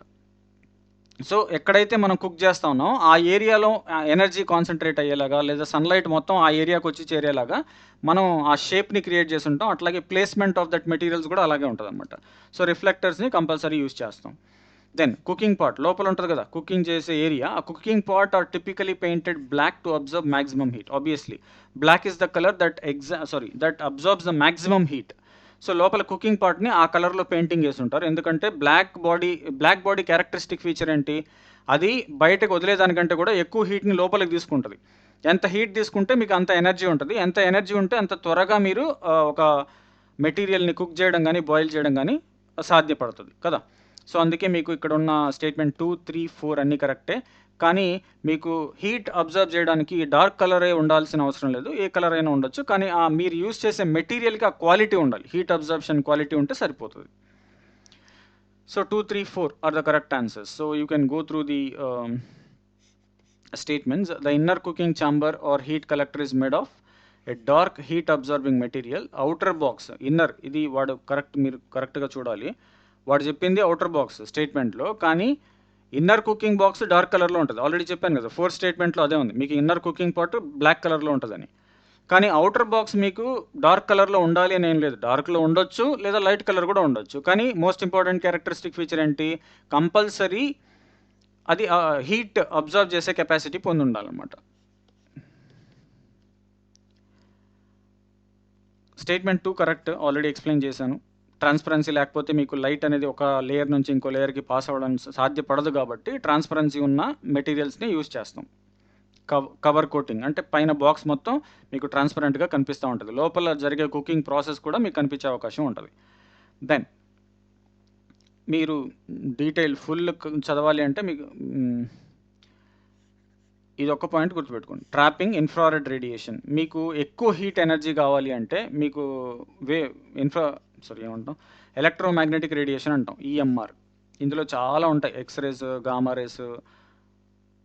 ఉంటాయి, గామా రేస్ ఉంటాయి, ఆల్ఫా, బీటా, ఎక్సెట్రా. అట్లాగే మీకు విజిబుల్ లైట్ ఉంటుంది, అట్లాగే యూవీ లైట్ ఉంటుంది, అలాగే ఇన్ఫ్రారెడ్ లైట్ ఉంటుంది. వీటన్నిటిల్లో ఎక్కువ హీట్ జనరేట్ చేసే క్యారెక్టరిస్టిక్ ఏ వేవ్స్గా ఉంటుందంటే ఇన్ఫ్రారెడ్ రేవ్స్. అంటే మీకు ఎక్కువ హీట్ ఎనర్జీ కావాలి అంటే మీరు ఇన్ఫ్రారెడ్ రేడియేషన్ రేంజ్లో ఉన్న లైట్ని యూజ్ చేయాల్సి ఉంటుంది. ఓకేనా, అదే చెప్తున్నాడు ఇక్కడ. మీరు ఎప్పుడైతే హీట్ని ట్రాప్ చేయాలనుకుంటాం కదా, ఆ ట్రాప్ చేసే హీట్ ఏది ఉంటుందంటే ఇన్ఫ్రారెడ్ అంటాం. లేదా మీకు ఇలాగ కూడా అడగవచ్చు క్వశ్చన్. సో సపోజ్ మీరు సోలార్ కుక్కర్ యూజ్ చేస్తున్నారు, సోలార్ కుక్కర్లో మీకు బాగా ఉపయోగపడే ఎలక్ట్రోమాగ్నెటిక్ రేడియేషన్ ఏది అని అడుగుతాడు. అక్కడ ఆప్షన్స్ ఉంటాయి, X rays, ultraviolet rays, visible light అని. బట్ ఆన్సర్ ఏమవుతుంది, ఇన్ఫ్రారెడ్ రేడియేషన్. ఎందుకంటే these are the waves that has maximum heat energy. Okay, statement 3 అది కూడా కరెక్ట్ అని చెప్పాను కదా. రిఫ్లెక్టర్స్ అంటే రిఫ్లెక్ట్ చేసే ప్రాపర్టీ పొందిన substances. Example, majority of solar కుక్కర్స్లో మీకు అల్యూమినియం ఫాయిలే యూజ్ చేస్తారు. ఎందుకంటే that has the potential to reflect maximum amount of sunlight that falls on it. Okay, ఇది కూడా ఇంపార్టెంట్. ఏది యూజ్ చేస్తామంటే అల్యూమినియం ఎక్కువగా యూజ్ చేయడం జరుగుతుంది రిఫ్లెక్టర్గా. Then statement 4 black surfaces. Already చెప్పాను, బ్లాక్ బాడీస్కి ఉన్న క్యారెక్టరిస్టిక్ ఫీచర్ ఏంటి అంటే అది హీట్ అబ్జర్వ్ చేసుకుంటూ, జనరలీ ప్రతి బాడీ కూడా హీట్ అబ్జర్వ్ చేసుకుంటుంది, అట్లాగే రిలీజ్ చేస్తూ ఉంటుంది. కానీ బ్లాక్ బాడీస్ రిలీజ్ చేసేదానికంటే కూడా అబ్జర్వ్ చేసుకునే ప్రాపర్టీ ఎక్కువ పొంది ఉంటాయి. అందుకే మీకు ఇన్నర్ కుకింగ్ ఛాంబర్ ఎప్పుడు కూడా బ్లాక్లో పెడతారు, so that it observes more light and more heat, so that it enables cooking the content inside the cooker faster. చాలా త్వరగా కుక్ చేయడానికి చాలా త్వరగా కుక్ చేయాలంటే ఎక్కువ ఎనర్జీ ఉండాలంటే ఎక్కువ అబ్జర్ప్షన్ ఉండాలి. అందుకే బ్లాక్ బాడీస్ లేదా బ్లాక్ కోటెడ్ కంటైనర్స్ని యూజ్ చేస్తాం కుక్కర్ లోపల. Okay, so this is an example. If you want you can just pass the video and watch it. ఇది ఒక్కటి గుర్తుపెట్టుకోండి, అల్యూమినియం ఫాయిల్, ఇన్ఫ్రారెడ్ రేడియేషన్, ఈ రెండే మీకు క్వశ్చన్స్గా వచ్చే అవకాశం ఉంటుంది. Then question number 10, which of the following is a primary. మళ్ళీ అడ్వాంటేజెస్ మీకు 2-3 ఉండొచ్చు, కానీ ఇంపార్టెంట్ అడ్వాంటేజ్ లేదా మెయిన్ అడ్వాంటేజ్ ఏంటి అని అడుగుతున్నాడు. దీనివల్ల using solar cooker for domestic cooking, అంటే ప్రతి ఇంట్లో డొమెస్టిక్ అంటే ఏంటి? ఇంటి లోపల. సో, ఇంట్లో మనం చేసుకునే వంటలో మనం మామూలుగా ప్రెషర్ కుక్కర్ యూజ్ చేస్తాం, ఎలక్ట్రిక్ కుక్కర్ యూజ్ చేస్తాం. వీటన్నిటి బదులు సపోజ్ మీరు సోలార్ కుక్కర్ యూజ్ చేస్తే దానివల్ల మీకు కలిగే మొదటి లేదా మేజర్ ప్రయోజనం ఏంటి అని అడుగుతున్నాడు. It allows rapid cooking. లేదు, ప్రెషర్ కుక్కర్ ఇంకా చాలా ఫాస్ట్‌గా కుక్ అవుతది. At very high temperatures. Generally కాదు గదా! మనకి సన్‌లైట్ గావాలి. సన్‌లైట్ అవైలబిలిటీ ఎక్కువుంటే మీకు టెంపరేచర్ ఎక్కువవుతది. తక్కువుంటే ఏమవుతది? ఎక్కువేమి ఉండదు గదా! Similar to gas stove. Gas stove produce చేసేంత టెంపరేచర్ మీకు సోలార్ కుక్కర్‌లో రాదు. వస్తది కానీ ఆ లెవెల్‌లో రాదు. Okay. It can be used in indoors or at night. Night use చేయడం అవుతదా? పోనీ ఇండోర్‌లో యూజ్ చేయడం అవుతదా? ఇంటి లోపల సన్‌లైటే లేదనుకోండి. మీకు వెంటిలేషనే లేదు. లైటే రావట్లేదు. అలాంటి చోట మీరు సోలార్ కుక్కర్ యూజ్ చేయడానికి సాధ్యపడుతదా? లేదు గదా! పోనీ నైట్ టైమ్ ఎప్పుడు సన్‌లైట్ ఉన్నప్పుడు మాత్రమే సోలార్ కుక్కర్ ఉపయోగపడుతది. అంటే ఇది కూడా అడ్వాంటేజ్ కాదు. I'm extremely sorry. Option C చూడండి. It reduces fuel cost and minimises indoor air pollution. This is the perfect answer కదా! ఇది మెయిన్ అడ్వాంటేజ్. మీరు సోలార్ కుక్కర్ యూజ్ చేయడం వల్ల మీకు ఫ్యూయల్ కాస్ట్ తగ్గిపోతది. ఎందుకంటే సన్‌లైట్ ఫ్రీ గదా! Cooker one time investment. కానీ మీరు ప్రెషర్ కుక్కర్ యూజ్ చేశారనుకోండి దానికి గ్యాస్ గావాలి. గ్యాస్ ప్రతి నెల కొనుక్కోవాలి. 1400, 1500 పడతది. అట్లాగే సపోజ్ మీరు ఎలక్ట్రిక్ కుక్కర్ యూజ్ చేశారనుకోండి, ఎలక్ట్రిసిటీ కన్జంప్షన్ ఉంటది. సో, 1 యూనిటో, 2 యూనిట్లో కాలుతది. దానికి కరెంట్ బిల్ కట్టాలి. అదే మీరు సోలార్ కుక్కర్ అనుకోండి, కుక్కర్ కొనడానికి మాత్రమే ఇన్వెస్ట్‌మెంట్. ఆ తర్వాత సన్ ఎనర్జీ మొత్తం ఫ్రీయే గదా! సో, అందుకే కాస్ట్ మినిమైజ్ అవుతది. అట్లాగే ఇండోర్ పొల్యూషన్. సన్‌లైట్ అనేది non polluting source of energy. అది కోల్ గాదు, పెట్రోల్ గాదు. దాని నుంచి హార్మ్‌ఫుల్ ఎఫెక్ట్స్ ఏమి ఉండవు. అందుకే పొల్యూషన్ గూడా తగ్గిపోతది. So, answer is option C. Okay. So, why not D? ఎందుకు కాదు అంటే it is highly portable and can cook large quantities of food quickly. Portable కరెక్టే. లార్జ్ క్వాంటిటీస్ అనేది డిపెండ్స్. అది కుక్కర్ సైజ్‌ని బట్టి డిపెండ్ అవుతది. హైలీ పోర్టబుల్ అంటే ఎక్కడ కావాలంటే అక్కడ వాడుకోవచ్చా? లేదు గదా! బయటైతే ఎక్కడైనా వాడుకోవచ్చు. కానీ ఇంట్లో కుదరదు. ఇంట్లో గానీ, ఎన్‌క్లోజ్డ్ స్పేసెస్‌లో గానీ, ఎక్కడైతే సన్‌లైట్ అవైలబుల్ లేదో అలాంటి చోట్ల వాడలేం. బయట ఎక్కడ సన్‌లైట్ అవైలబిలిటీ ఉందో ఎక్కడికైనా తీసుకెళ్లొచ్చు. కానీ సన్‌లైట్ లేని చోట ఉపయోగపడదు. కాబట్టి ఇది కూడా రాంగే. So, answer is option C. I have already explained. If you want, you just pause the video and go through the entire content that I have been provided. Okay. Okay. Now I just want to just 1 మినిట్‌లో మీకు explain చేసేస్తాను. So, మీకు నేను చెప్పే content నచ్చుతుంది, quality ఉంది అనుకుంటే కేవలం ఇంగ్లీష్ మీడియమే. మెటీరియల్స్ ఎక్స్‌ప్లనేషన్ తెలుగులో చెప్పగలను గానీ, మీకు ప్రొవైడ్ చేసే కంటెంట్, మెటీరియల్ మొత్తం ఇంగ్లీష్‌లోనే ఉంటది. సో, మీకు ఉపయోగపడుతది అనుకుంటే మీరు కంప్లీట్ మాస్టరీ ప్యాకేజ్ ఇందులో ఎఫ్‌బీఓ, ఏబీఓ, ఎఫ్ఎస్ఓ అన్ని కోర్సెస్‌కి సంబంధించిన మెటీరియల్ ఉంటది. Including forestry. ఫారెస్ట్రీ కూడా మీకు కొన్ని వీడియోస్ ఉంటాయి. కంప్లీట్ మెటీరియల్ అయితే ఉంటది. అట్లాగే టెస్ట్ సిరీస్. అన్ని ఎగ్జామ్స్ 2 ఎగ్జామ్స్ రాయడానికి ప్రిలిమ్స్‌కి సంబంధించిన టెస్ట్ సిరీస్ ఉంటాయి. ఇవన్నీ 3 కోర్సులు యాక్చువల్లీ. ఈ 3 కోర్సులు బండిల్ చేసి 1699కి ఇస్తున్నాం. మీరు కావాలంటే పర్చేస్ చేయొచ్చు. If you want any kind of coupons అట్లాంటివి ఏమన్నా కావాలంటే మీరు నాకు మెసేజ్ కూడా చేయొచ్చు. అట్లాగే టెస్ట్ సిరీస్ అని ఇది టెస్ట్ సిరీస్ ఫీచర్స్. దీన్ని కూడా మీరు ఒకసారి వీడియో పాస్ చేసుకొని చూడొచ్చు. పార్ట్ ఏ ఎఫ్‌బీఓ, ఏబీఓ ఎగ్జామ్‌కి సంబంధించి పార్ట్ ఏ జనరల్ స్టడీస్‌లో 20 టెస్టులు ఉంటాయి. టోటల్ 20 ఇంటూ 75 1500 క్వెషన్‌లు ఇక్కడ కవర్ అవుతాయి. అట్లాగే part B general science and మ్యాథమెటిక్స్‌లో కూడా 20 ఇంటూ 75 ఇక్కడ కూడా ఒక 1500 క్వెషన్‌లు. అట్లాగే టోటల్ 15 గ్రాండ్ టెస్ట్ ఉంటాయి. 15 ఇంటూ 150 టోటల్ 5250 క్వెషన్స్ ఉంటాయి ఈ టెస్ట్ సిరీస్‌లో. 399కి ఆఫర్ చేస్తున్నాం. If you want you can purchase. అట్లాగే ఇది జనరల్ ఫారెస్ట్రీ అని ఏపీపీఎస్సీ కోర్సు. ఇంకో కోర్స్ కూడా ఉంది. అది 1199. ఇది కంప్లీట్‌లీ ఎఫ్‌బీఓ, ఏబీఓకి సంబంధించిన కోర్స్. ఇందులో మీకు ఏమేం కావాలో అన్నీ ఉంటాయి. Except test series. Test series కూడా ఇస్తాను. కానీ దాంట్లో 5 గ్రాండ్ టెస్ట్‌లు మాత్రమే ఉంటాయి. కొన్ని లైక్ ఇంపార్టెంట్ కాన్సెప్ట్స్‌ని కవర్ చేస్తా. రెగ్యులర్ టెస్ట్ సిరీస్ అయితే ఉంటది. మీకు ఒక ప్రాపర్ షెడ్యూల్ ఇస్తాను. రోజు ఏం చదవాలి, దానికి సంబంధించిన మెటీరియల్స్, దానికి సంబంధించిన వీడియోస్ అన్నీ ఉంటాయి. అట్లాగే 2, 3 రోజులకు ఒకసారి రివిజన్ టెస్ట్ ఉంటది. ప్రతి టాపిక్ మీద టెస్ట్ ఉంటది. సో, ఇవన్నీ మీకు 1199కే ఇస్తున్నాం. If you are really interested మీకు నచ్చితే మీరు పర్చేస్ చేయొచ్చు. అట్లాగే ఫ్యూచర్‌లో అంటే ఇంకొక 4, 5 రోజుల్లో మాడ్యూల్ వైస్ కోర్సెస్ కూడా స్టార్ట్ చేస్తాం. అంటే కొంతమందికి అమౌంట్ ప్రాబ్లమ్ అవ్వచ్చు. కొంతమందికి వాళ్ళకి ఆల్రెడీ చాలా విషయాలు తెలిసుంటాయి. వాళ్ళకి కేవలం సైన్స్ కావాలి. సో, అలాంటి వాళ్ళకి జనరల్ సైన్స్ మాడ్యూల్. కొంతమందికి మ్యాథ్స్ ప్రాబ్లమ్ ఉంటది. వాళ్ళకి కేవలం మ్యాథమెటిక్స్. వాటి ప్రైజింగ్ అవి ఇంకా డిసైడ్ చేయలేదు. బట్ ఇవి కూడా ఆఫర్ చేస్తామని చెప్తున్నాను. టోటల్ కోర్స్ మాకొద్దు, మాకు సో అండ్ సో పార్ట్ కావాలి అంటే మీరు అవి కూడా పర్చేస్ చేసుకోవచ్చు. జనరల్ స్టడీస్ మాడ్యూల్ అట్లా. సో, దీని గురించి మీకు ఫుల్ డీటెయిల్స్, పెయిడ్ కోర్సెస్ గురించి మీకు ఫుల్ డీటెయిల్స్ కావాలంటే నాకు వాట్సాప్‌లో ఈ నంబర్‌కి మెసేజ్ చేయండి. సో, నేను మీకు అప్రోప్రియేట్ డీటెయిల్స్ ప్రొవైడ్ చేయడం జరుగుతుంది. So, my number is 9866036606. So, ఈ నంబర్‌కి మీరు వాట్సాప్‌లో మెసేజ్ చేస్తే నేను మీకు కావాల్సిన డీటెయిల్స్ ఇస్తాను. అట్ ద సేమ్ టైమ్ ఈ వీడియో డిస్క్రిప్షన్‌లో you will find the links to download our app Safala Pathashala. You have the link for website as well and మా సోషల్ మీడియా గ్రూప్స్. ఈ గ్రూప్స్లో జాయిన్ అయినా కూడా మీకు ఇంపార్టెంట్ ఇన్ఫర్మేషన్ వచ్చే అవకాశం ఉంటుంది. Okay, so if you want any important information, you please join these groups or download our app to purchase the courses. Okay, now we are moving on to question number 11. Which of the following rank has coal has the highest carbon content in calorific value, making it the highest quality coal? అంటే మీకు carbon content ఎంత ఎక్కువగా ఉంటే, అంటే for example కొన్నిట్లో 40% ఉంటుంది, ఇంకొక రకమైన కోల్లో 80% ఉంటుంది, ఇంకో రకమైన కోల్లో 90% ఉంటుంది. సో కార్బన్ కంటెంట్ కోల్లో ఎంత ఎక్కువ ఉంటే అది అంత క్వాలిటీ కోల్ అని అర్థం. So there are 4 types of coal basically. అవి మీకు ఆప్షన్స్లో ఇచ్చాం. అందులో ఏమడుగుతున్నాం, హైయెస్ట్ క్వాలిటీ పొందినటువంటి కోల్ ఏది? పీటా, లిగ్నైటా, బిట్యూమినసా లేదా యాంథ్రసైటా? So answer is anthracite, followed by bituminous, lignite and peat. Peat least, worst quality లేదా లీస్ట్ క్వాలిటీ అంటే పీట్ ఆన్సర్. అదే హైయెస్ట్ క్వాలిటీ అంటే యాంథ్రసైట్ ఆన్సర్ అవుతుంది. సో దానికి సంబంధించిన డీటెయిల్స్ లేదా ఎక్స్ప్లెనేషన్ ఇక్కడ చూడండి. So peat is a form of a coal, earliest stage coal formation, అంటే స్టార్టింగ్ స్టేజెస్, ఇంకా అది రిఫైన్ అయ్యి ఉండదు అనమాట, స్టార్టింగ్లో ఆ ఫామ్లో ఉంటుంది.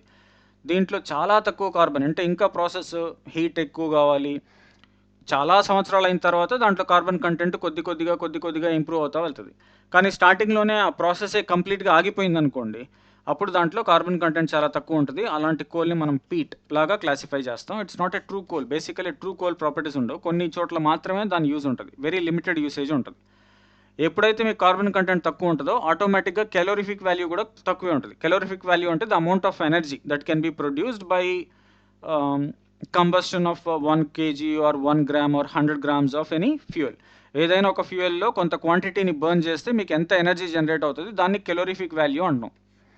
ఆ కెలోరిఫిక్ వాల్యూ ఎక్కువ ఉండాలి అంటే కార్బన్ కంటెంట్ ఎక్కువ ఉండాలి. బట్ ఇందులో కార్బన్ కంటెంట్ తక్కువ ఉండడం వల్ల పీట్ కెలోరిఫిక్ వాల్యూ చాలా తక్కువ ఉంటుంది, దాని క్వాలిటీ కూడా చాలా తక్కువ ఉంటుంది. సెకండ్ ఆప్షన్ లిగ్నైట్కి వెళ్దాం. Also known as brown coal. ఇది చాలా ఇంపార్టెంట్, ఈ పాయింట్ అడిగే అవకాశం ఉంటుంది. Which of the following is known as brown coal అంటాడు, అండ్ ఆన్సర్ ఏంటి? లిగ్నైట్. ఇట్స్ ఎ లో ర్యాంక్, ఇది కూడా చాలా తక్కువ క్వాలిటీ ఉన్న, అంటే పీట్ కంటే బెటర్ కానీ తక్కువ క్వాలిటీ, విత్ రిలేటివ్లీ లో carbon content and high moisture. దీంట్లో ఉన్న మేజర్ డిసడ్వాంటేజ్ ఇదే, ఇది క్వశ్చన్గా అడిగే అవకాశం ఉంటుంది. Which of the following is a major disadvantage of lignite అంటే, ఒకటి కార్బన్ కంటెంట్ తక్కువ ఉండడం, దాంతోపాటు మాయిశ్చర్ చాలా ఎక్కువ ఉంటుంది. మాయిశ్చర్ అంటే వాటర్ కంటెంట్, దాన్ని బర్న్ చేస్తే బర్న్ అవుతుందా? మంట పెట్టామనుకోండి, ఆల్రెడీ నీరు ఉండడం వల్ల అంత మంచిగా మండే అవకాశం ఉండదు, పచ్చిగా ఉంటుంది అనమాట, వాటర్ ఎక్కువ ఉండడం వల్ల. ఇది పెద్దగా మీకు కంబషన్కి ఉపయోగపడుతుంది, అంటే ఎనర్జీ ప్రొడక్షన్ కూడా పెద్దగా ఉపయోగం ఉండదు లిగ్నైట్. ఈ high moisture and brown coal, ఈ 2 పాయింట్స్ గుర్తుపెట్టుకోండి. నెక్స్ట్ బిట్యూమినస్ కొంచెం బెటర్, మిడ్ ర్యాంక్డ్, అంటే లిగ్నైట్ పీట్ కంటే కూడా బెటర్ క్వాలిటీ ఉన్న కోల్ ఏంటి అంటే బిట్యూమినస్ అంటాం. ఇట్ ఈస్ జనరల్, ఇది వైడ్ యూసేజ్ ఉంటుంది, ఎస్పెషల్లీ మీకు స్టీల్ మ్యానుఫ్యాక్చరింగ్లో, at the same time electricity జనరేషన్లో ఇదే ఎక్కువ వాడతాం మనం. Widely used for electricity generation, ఈ పాయింట్ చాలా important. Which of the following coal variety is widely used in India for electricity generation అంటే ఆన్సర్ బిట్యూమినస్. ఓకేనా? అండ్ స్టీల్ ప్రొడక్షన్, ఈ 2 ఇంపార్టెంట్. ఆల్రెడీ చెప్పాను, స్టీల్, ఎలక్ట్రిసిటీ, ఈ 2 ప్రొడక్షన్లో కూడా మనం బిట్యూమినస్ కోల్ యూజ్ చేస్తాం. మెయిన్లీ ఇండియాలో దీన్నే ఎక్కువగా ఈ ప్రాసెస్లకి వాడతాం. దీంట్లో హయ్యర్ కార్బన్ అంటే హయ్యెస్ట్ కాదు, హయ్యర్ అంటే వేరే వాటికంటే ఎక్కువ ఉంటుంది, కానీ ఇది హయ్యెస్ట్ కాదు. Higher carbon content than lignite but less than anthracite. Lignite కంటే ఎక్కువ, లేదా పీట్ లిగ్నైట్ రెండింటికంటే ఎక్కువ కార్బన్ కంటెంట్ ఉంటుంది, కానీ యాంథ్రసైట్ కంటే కొంచెం తక్కువ ఉంటుంది. మేబీ అరౌండ్ 60-70% వేసుకోండి, 60 నుంచి 70% కార్బన్ కంటెంట్ ఉంటుంది. కానీ యాంథ్రసైట్లో జనరలీ 70 to 90 ఉంటుంది, టిపికలీ అరౌండ్ 85-86% ఎక్కువగా ఉంటుంది మన దేశంలో. Anthracite is the highest ranked coal because it has the highest carbon content, generally in the range of 80-90 or 70-90, typically around 85-86. Okay, ఇందులో మాయిశ్చర్ కూడా చాలా తక్కువ ఉంటుంది, అంటే నీటి కంటెంట్ తక్కువ ఉండడం వల్ల బాగా మండుద్ది అనమాట. అంటే దాన్ని మనం ఎక్కువ, అంటే చాలా ఎఫిషియన్సీ ఎక్కువ ఉంటుంది. It has the highest calorific value, ఈ పాయింట్ చాలా ఇంపార్టెంట్. అంటే మీకు ఎక్కువ ఎనర్జీ కావాలి అంటే తక్కువ మాయిశ్చర్ ఉండాలి, తక్కువ మాయిశ్చర్ ఉండడం వల్ల చాలా బాగా బర్న్ అయ్యి ఎక్కువ ఎనర్జీ ప్రొడ్యూస్ చేస్తుంది. ఇది యాంథ్రసైట్ బర్నింగ్ క్లీన్లీ. కానీ మన దేశంలో చాలా తక్కువ దొరుకుతుంది, very less availability in India. మన దేశంలో బిట్యూమినస్ ఎక్కువ, కానీ ఇది very less available. High quality coal అయిన యాంథ్రసైట్ మన దేశంలో చాలా తక్కువగా దొరుకుద్ది, బిట్యూమినస్ కోల్ ఎక్కువగా దొరుకుద్ది. Okay, that's it. Now we are moving on to question number 12. Consider the following statement based question. దేని గురించి? Formation and characteristics of coal గురించి. ఏమడిగాడు? కరెక్ట్. ఎన్ని కరెక్ట్ ఉన్నాయి చెప్పమంటున్నాడు.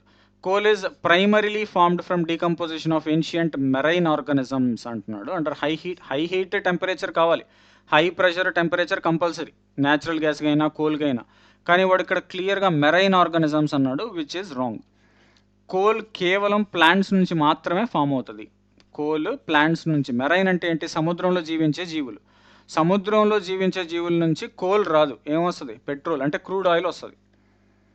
క్రూడ్ ఆయిల్, న్యాచురల్ గ్యాస్ మాత్రమే. Crude oil and natural gas మాత్రమే మీకు marine organisms నుంచి ఫామ్ అవుతాయి.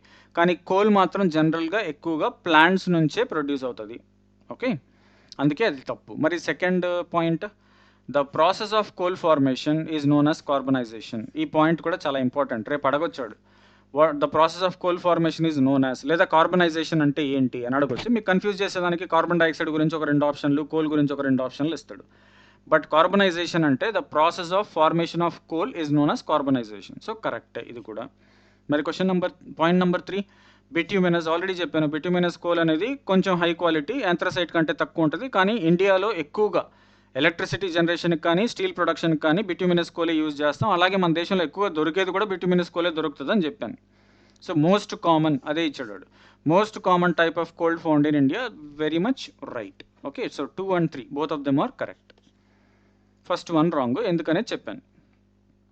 ఒకసారి కావాలంటే చూసేద్దాం explanation. Coal is primarily form from decomposition of ancient అంటే చనిపోయిన ప్లాంట్ మెటీరియల్ నుంచి జనరేట్ అవుతుంది. జనరల్లీ ఇన్ స్వాంపీ ఎన్విరాన్మెంట్స్ అంటే ఎక్కడైతే ఎక్కువ తడి ఉంటుందో అలాంటి చోట్ల. But not from marine organisms నుంచి కోల్ రాదు. మరి మెరైన్ ఆర్గానిజమ్స్ నుంచి ఏమొస్తుంది అంటే పెట్రోలియం, న్యాచురల్ గ్యాస్ వస్తుంది. ఈ న్యాచురల్ గ్యాస్, పెట్రోలియం రెండు కూడా మెరైన్ ఆర్గానిజమ్స్ నుంచి వస్తాయి. కానీ కోల్ మాత్రం ప్లాంట్స్ నుంచి వస్తుంది. Okay, so that's the point you need to remember. అందుకే ఇన్కరెక్ట్ అని చెప్పాం. మరి సెకండ్ స్టేట్మెంట్ ఎందుకు కరెక్ట్ అంటే, the process through which, geological అంటే భూమి లోపల ఏం జరిగినా జియాలజీకి సంబంధించింది. So the geological process by which dead plant, చనిపోయిన ప్లాంట్లో ఉన్న ఆర్గానిక్ మ్యాటర్ మొత్తం కంప్రెస్ అయిపోయి హై హీట్ అండ్ టెంపరేచర్లో కార్బన్గా కన్వర్ట్ అయిపోతుంది అనమాట. దాన్నే కోల్ ఫామ్లో చూస్తాం మనం, బ్లాక్ కలర్లో.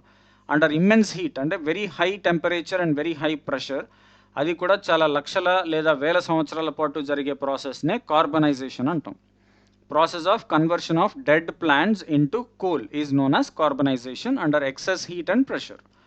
ఓకే, స్టేట్మెంట్ 3, బిట్యూమినస్ కోల్ అనేది మన దేశంలో చాలా అంటే మన దేశంలో మాత్రం, వేరే చోట వేరే కోల్స్ ఉంటాయి. మన దేశంలో మాత్రం కామన్గా లేదా ఎక్కువగా దొరికే కోల్ బిట్యూమినస్ కోల్. అందుకే మనం ఎలక్ట్రిసిటీ జనరేషన్కి, యాక్చువల్లీ మీరు యాంథ్రసైట్ యూజ్ చేశారనుకోండి, ఎలక్ట్రిసిటీ జనరేషన్ చాలా ఎఫెక్టివ్గా లేదా ఎఫిషియెంట్గా జరుగుతుంది.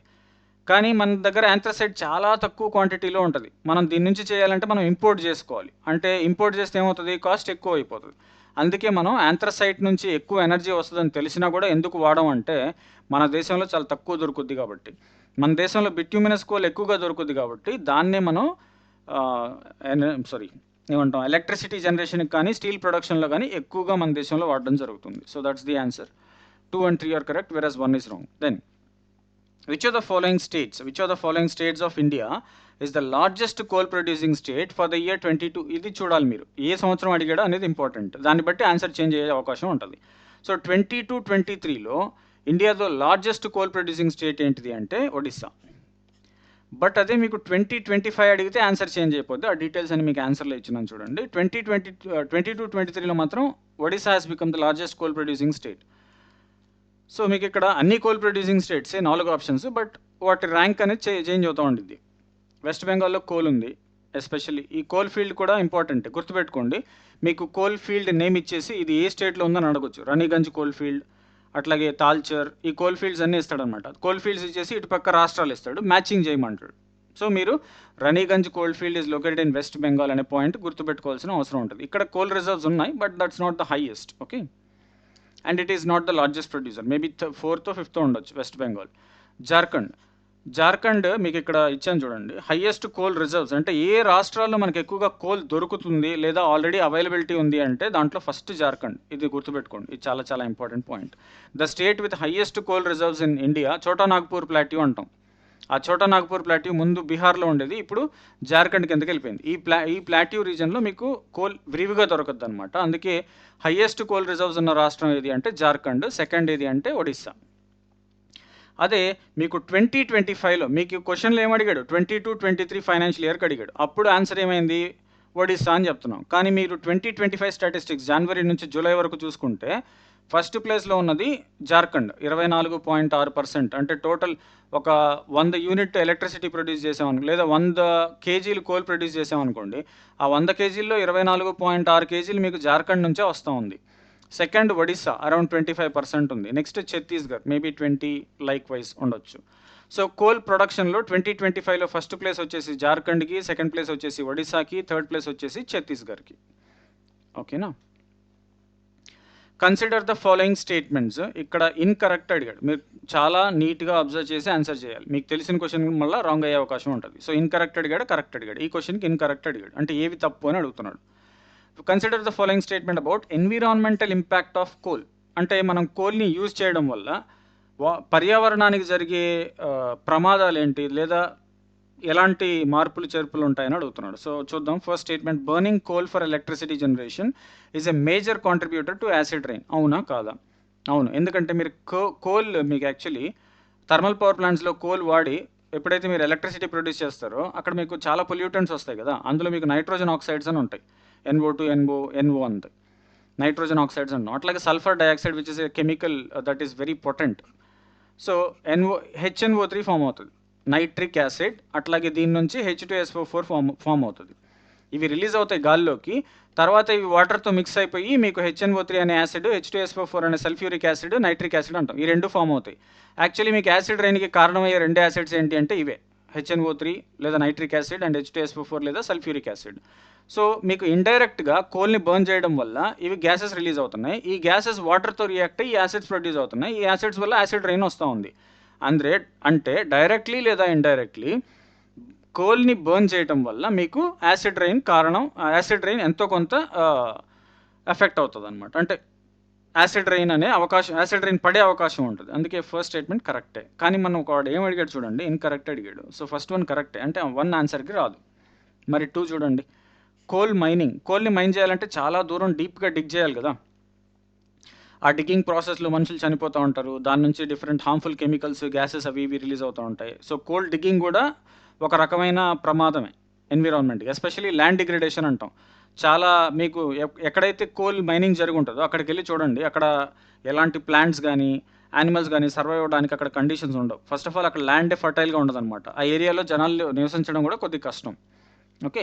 Particularly open cast mining can lead to significant land degradation. అవును. డిఫారెస్టేషన్ జరుగుతది. At the same time land కూడా వేస్ట్ అయిపోతది. ఇది కూడా కరెక్టే. సో ఇక్కడ మీకు ఉన్న ఆప్షన్స్ చూస్తే 1 అండ్ 2 కరెక్ట్ అని తెలిసిపోయాక ఇంకా ఆన్సర్ ఏంటి? థర్డ్ వన్ తప్పనే కదా! సో చూడండి కావాలంటే. Carbon capture and storage technologies అంటే కార్బన్ అంటే nothing but carbon dioxide. Carbon dioxide వల్ల మీకు గ్రీన్ హౌస్ ఎఫెక్ట్ ఉంటది. గ్రీన్ హౌస్ ఎఫెక్ట్ వల్ల గ్లోబల్ వార్మింగ్ ఉంటది. దానివల్ల చాలా పొటెన్షియల్ ఇంపాక్ట్స్ ఉంటాయి. సో వాతావరణాన్ని కాపాడుకోవడానికి మనం ఏం చేస్తామంటే కార్బన్ ఫామ్‌లో ఉన్న కార్బన్ డయాక్సైడ్‌ని అట్మాస్ఫియర్‌లోకి రిలీజ్ అవ్వకుండా క్యాప్చర్ చేస్తాం. ఒక చోట బంధిస్తాం అనమాట. ఎలా అంటే దానికి చాలా టెక్నిక్స్ ఉన్నాయి. సో వాడేమంటున్నాడు చూడండి, ఈ carbon capture storage technologies widely implemented అంటున్నాడు. అంటే చాలా విరివిగా వాడుతా ఉన్నాం. ప్రతి చోట, ప్రతి దేశంలో, ప్రపంచంలో అన్ని చోట్ల మనం ఈ కార్బన్ ఎమిషన్స్ వల్ల జరుగుతున్న ప్రమాదాల్ని అరికట్టడానికి లేదా ఎలిమినేట్ చేయడానికి మనం ఈ టెక్నాలజీస్‌ని చాలా ఎక్కువగా వాడుతున్నాం అంటున్నాడు. Which is wrong. చాలా ఎక్కువగా ఏం వాడట్లేదు. ఈ టెక్నాలజీస్ లేటెస్ట్. అట్లాగే కొంచెం డబ్బు ఎక్కువగా ఖర్చయ్యే టెక్నాలజీస్ కాబట్టి ఇప్పుడిప్పుడే స్టార్ట్ అవుతుంది. అన్ని చోట్ల లేదు. కొన్ని కంట్రీస్‌లో మాత్రం అది కూడా చాలా తక్కువ మోతాదులోనే ఇంప్లిమెంట్ చేయడం జరుగుతా ఉంది. సో లార్జ్ స్కేల్‌లో జరగడంలా. అందుకే థర్డ్ వన్ తప్పు. థర్డ్ పాయింట్ మాత్రం మీకు ఎక్స్‌ప్లెయిన్ చేస్తాను. మిగిలినవి మీరు చూసుకోవచ్చు. లేదా ఆల్రెడీ ఎక్స్‌ప్లెయిన్ చేశాను కూడా. So carbon capture storage technologies actually వాటి యాంబిషన్ లేదా మెయిన్ కోర్ టార్గెట్ ఏంటి అంటే reduce carbon emissions from coal fire power plants. ఎక్కడైతే కోల్‌ని ఉపయోగించి మనం ఎలక్ట్రిసిటీ జనరేషన్ చేస్తున్నామో అక్కడి నుంచి కార్బన్ ఎమిషన్స్‌ని తగ్గించడం అనేది దీని మెయిన్ టార్గెట్. ఎలా చేస్తాయంటే కార్బన్ డయాక్సైడ్ రిలీజ్ అవుతది అంటున్నాం. ఎప్పుడైతే కోల్ మీరు బర్న్ చేస్తారో ఆటోమేటిక్‌గా కార్బన్ డయాక్సైడ్ రిలీజ్ అవుతది. కార్బన్ డయాక్సైడ్ ఎయిర్‌లోకి ఎంటర్ అయిపోతే మీకు గ్లోబల్ వార్మింగ్ అనేది జరుగుతది. ఎయిర్‌లోకి ఎంటర్ అవ్వకుండా దాన్ని అక్కడే క్యాప్చర్ చేసి మనం అంటే ఇప్పుడు బందీగా పెడతాం కదా! అట్లా. ఎయిర్‌లోకి రిలీజ్ అవ్వకుండా మనం దాన్ని క్యాప్చర్ చేసేస్తాం. అండ్ స్టోర్ చేస్తాం. ఎక్కడ? Generally under ground. ఎవ్వరు లేని చోట లేదా అడవుల్లో అలాంటి చోట్ల బాగా డిగ్ చేసి లోపల బంధించినట్టుగా పెట్టేస్తాం అనమాట. సో ఎప్పుడైతే అది అట్మాస్ఫియర్‌లోకి రిలీజ్ అవుద్దో దాని నుంచి వచ్చే ఇంపాక్ట్ చాలా తగ్గిపోతది. బట్ ఇది not yet widely implemented globally. ప్రపంచంలో అన్ని దేశాలు వీటిల్ని ఇంకా ఉపయోగించట్లేదు. చాలా తక్కువ దేశాలు, అది కూడా చాలా తక్కువ క్వాంటిటీలోనే అమౌంట్ ఇన్వెస్ట్ చేసి ఈ టెక్నాలజీస్‌ని వాడకం స్టార్ట్ చేశాయి. మేబీ ఆఫ్టర్ 20, 30 ఇయర్స్ దాని యూసేజ్ కొంచెం పెరగొచ్చు. కానీ ప్రస్తుతానికి అంత వైడ్‌గా యూజ్ చేయట్లేదు కాబట్టి థర్డ్ స్టేట్మెంట్ ఇన్‌కరెక్ట్ అని చెప్తున్నాం. And one last question for today. So which of the following is a primary non energy? అంటే ఎనర్జీ కోసం కాదు, ఎనర్జీ కోసం కాకుండా మనం వేరే పర్పస్‌కి కోల్‌ని యూజ్ చేస్తాం. ఇక్కడున్న ఆప్షన్స్‌లో అది ఏంటి? ఫ్యూయల్ అంటేనే ఎనర్జీ. డొమెస్టిక్ కుకింగ్ అంటే జనరల్లీ పాత రోజుల్లో మనం ఎక్కువగా బొగ్గు ఉపయోగించి కుకింగ్ చేసేవాళ్ళం కదా అవుట్‌డోర్స్‌లోనే. సో ఈ ఫ్యూయల్ అంటేనే ఎనర్జీ ప్రొడక్షన్ కదా! అంటే ఇది కరెక్టే. కానీ వాడేమంటున్నాడు, నాన్ ఎనర్జీ ప్రొడక్షన్‌కి ఎక్కడ వాడతాం అంటున్నాడు. సో ఇది ఆన్సర్ కాదు. ప్రొడక్షన్ ఆఫ్ ఎలక్ట్రిసిటీలో ఇదే కదా, ఎనర్జీ పర్పసే కదా. ఎలక్ట్రిసిటీ అంటే ఏంటి? ఎనర్జీనే. సో ఎనర్జీ ప్రొడక్షన్కే వాడుతున్నాం కాబట్టి ఇది కూడా ఆన్సర్ కాదు. Raw material for steel production as coking coal, ఇది ఇంపార్టెంట్. ఇక్కడ ఎనర్జీ ప్రొడ్యూస్ చేయట్లేదు, రా మెటీరియల్గా వాడుతున్నాం. దీన్ని ఉపయోగించి మనం ఐరన్ ప్రొడ్యూస్ చేస్తాం స్టీల్ ప్లాంట్స్లో. అది కోక్ అంటాం జనరలీ. ఇది ప్యూర్ ఫామ్ ఆఫ్ కోల్ కాదు, దీన్ని కన్వర్ట్ చేస్తాం అనమాట. కొన్ని స్టెప్స్ ఫాలో అయ్యి ఒరిజినల్ కోల్ని కోక్గా కన్వర్ట్ చేసి ఆ కోక్ని మనం రా మెటీరియల్గా వాడుకుంటాం. ఎక్కడ అంటే స్టీల్ ప్రొడక్షన్లో. ఇది నాన్ ఎనర్జీ పర్పస్కి వాడుతున్నాం, రా మెటీరియల్ కదా, నాన్ ఎనర్జీ. అంటే ఎనర్జీ ప్రొడక్షన్కి వాడట్లేదు, స్టీల్ ప్రొడక్షన్కి వాడుతున్నాం. కాబట్టి ఆన్సర్ సి అవుతుంది. ఫ్యూయల్ అంటేనే ఎనర్జీ, సో ఇది కూడా ఎనర్జీ యూజే. సో నాన్ ఎనర్జీ కోసం కాదు, వేరే పర్పస్కి ఎక్కడ కోల్ని వాడుతున్నాం అంటే option C is the right answer. Okay, so if you want you can go through this. అంటే మీరు ఎలా వాడతాం, ఏం వాడతాం అనేది ఇక్కడ క్లియర్గా ఎక్స్ప్లెయిన్ చేశాను. మీరు ఒకసారి వీడియో పాస్ చేసుకొని మీరు ఈ ఎక్స్ప్లెనేషన్ని చదువుకోవచ్చు. Okay, that's it for today. 15 క్వశ్చన్లు అయిపోయాయి, ఫస్ట్ పార్ట్ కంప్లీట్ అయిపోయింది. సో మీరు ఫీడ్బ్యాక్ ప్రొవైడ్ చేయండి. అంటే మరీ లెంతీగా ఉందా, ఎలా కన్సైజ్ చేసి ఎక్స్ప్లెయిన్ చేయాలా? మీరు ఇచ్చే ఫీడ్బ్యాక్ని బట్టి నేను పార్ట్ 2, పార్ట్ 3, పార్ట్ 10 వరకు కొంచెం లిమిటెడ్ టైంలో క్వశ్చన్స్ కంప్లీట్ చేసేలా. But this is how you have to study. మీకు ఒక క్వశ్చన్ ఆన్సర్ తెలుసుకుంటే సరిపోద్దంటే కుదరదు, అదే రాదు కదా ఎగ్జామ్లో, వేరేది అడగొచ్చు. సో మీరు 4 ఆప్షన్ల గురించి తెలుసుకున్నప్పుడు అప్పుడు మీకు ఏది అడిగినా కూడా ఆన్సర్ చేసే కేపబిలిటీస్ డెవలప్ అవుతాయి. సో మీరు క్వశ్చన్స్ని ఇలా చదవాలి, అంతేగాని క్వశ్చన్ ఆన్సర్ దానివల్ల ఏమీ ఉపయోగం ఉండదు. అట్లీస్ట్ ఇలా చదివితే మీకు 4 ఆప్షన్ల గురించి ఎంతో కొంత తెలుసుకుంటున్నారు కాబట్టి రేపు క్వశ్చన్ మార్చినా వేరే రకంగా అడిగినా మీరు ఆన్సర్ చేయడానికి అవకాశం ఉంటుంది. So that's the purpose of dealing the questions in this way. But మీరు ఏమైనా వాల్యుబుల్ ఫీడ్బ్యాక్ ప్రొవైడ్ చేస్తే అది తీసుకొని నెక్స్ట్ వీడియోస్కి ఇంప్లిమెంట్ చేయడం జరుగుతుంది. ఓకేనా? So thank you so much. If you like the content please do subscribe to our channel, like the video, share the video. And doubts ఉంటే లేదంటే ఫీడ్బ్యాక్ ఇవ్వాలంటే కామెంట్స్ ద్వారా చెప్పొచ్చు. మీరు మా గ్రూప్స్లో జాయిన్ అవ్వాలన్నా లేదా మా కోర్సెస్ పర్చేస్ చేయాలన్నా, యాప్ డౌన్లోడ్ చేసుకోవాలన్నా డిస్క్రిప్షన్లో అన్ని లింక్స్ ఉన్నాయి, you can download them. Okay, thank you so much for your valuable time. So I'm ending the video here. Have a great day.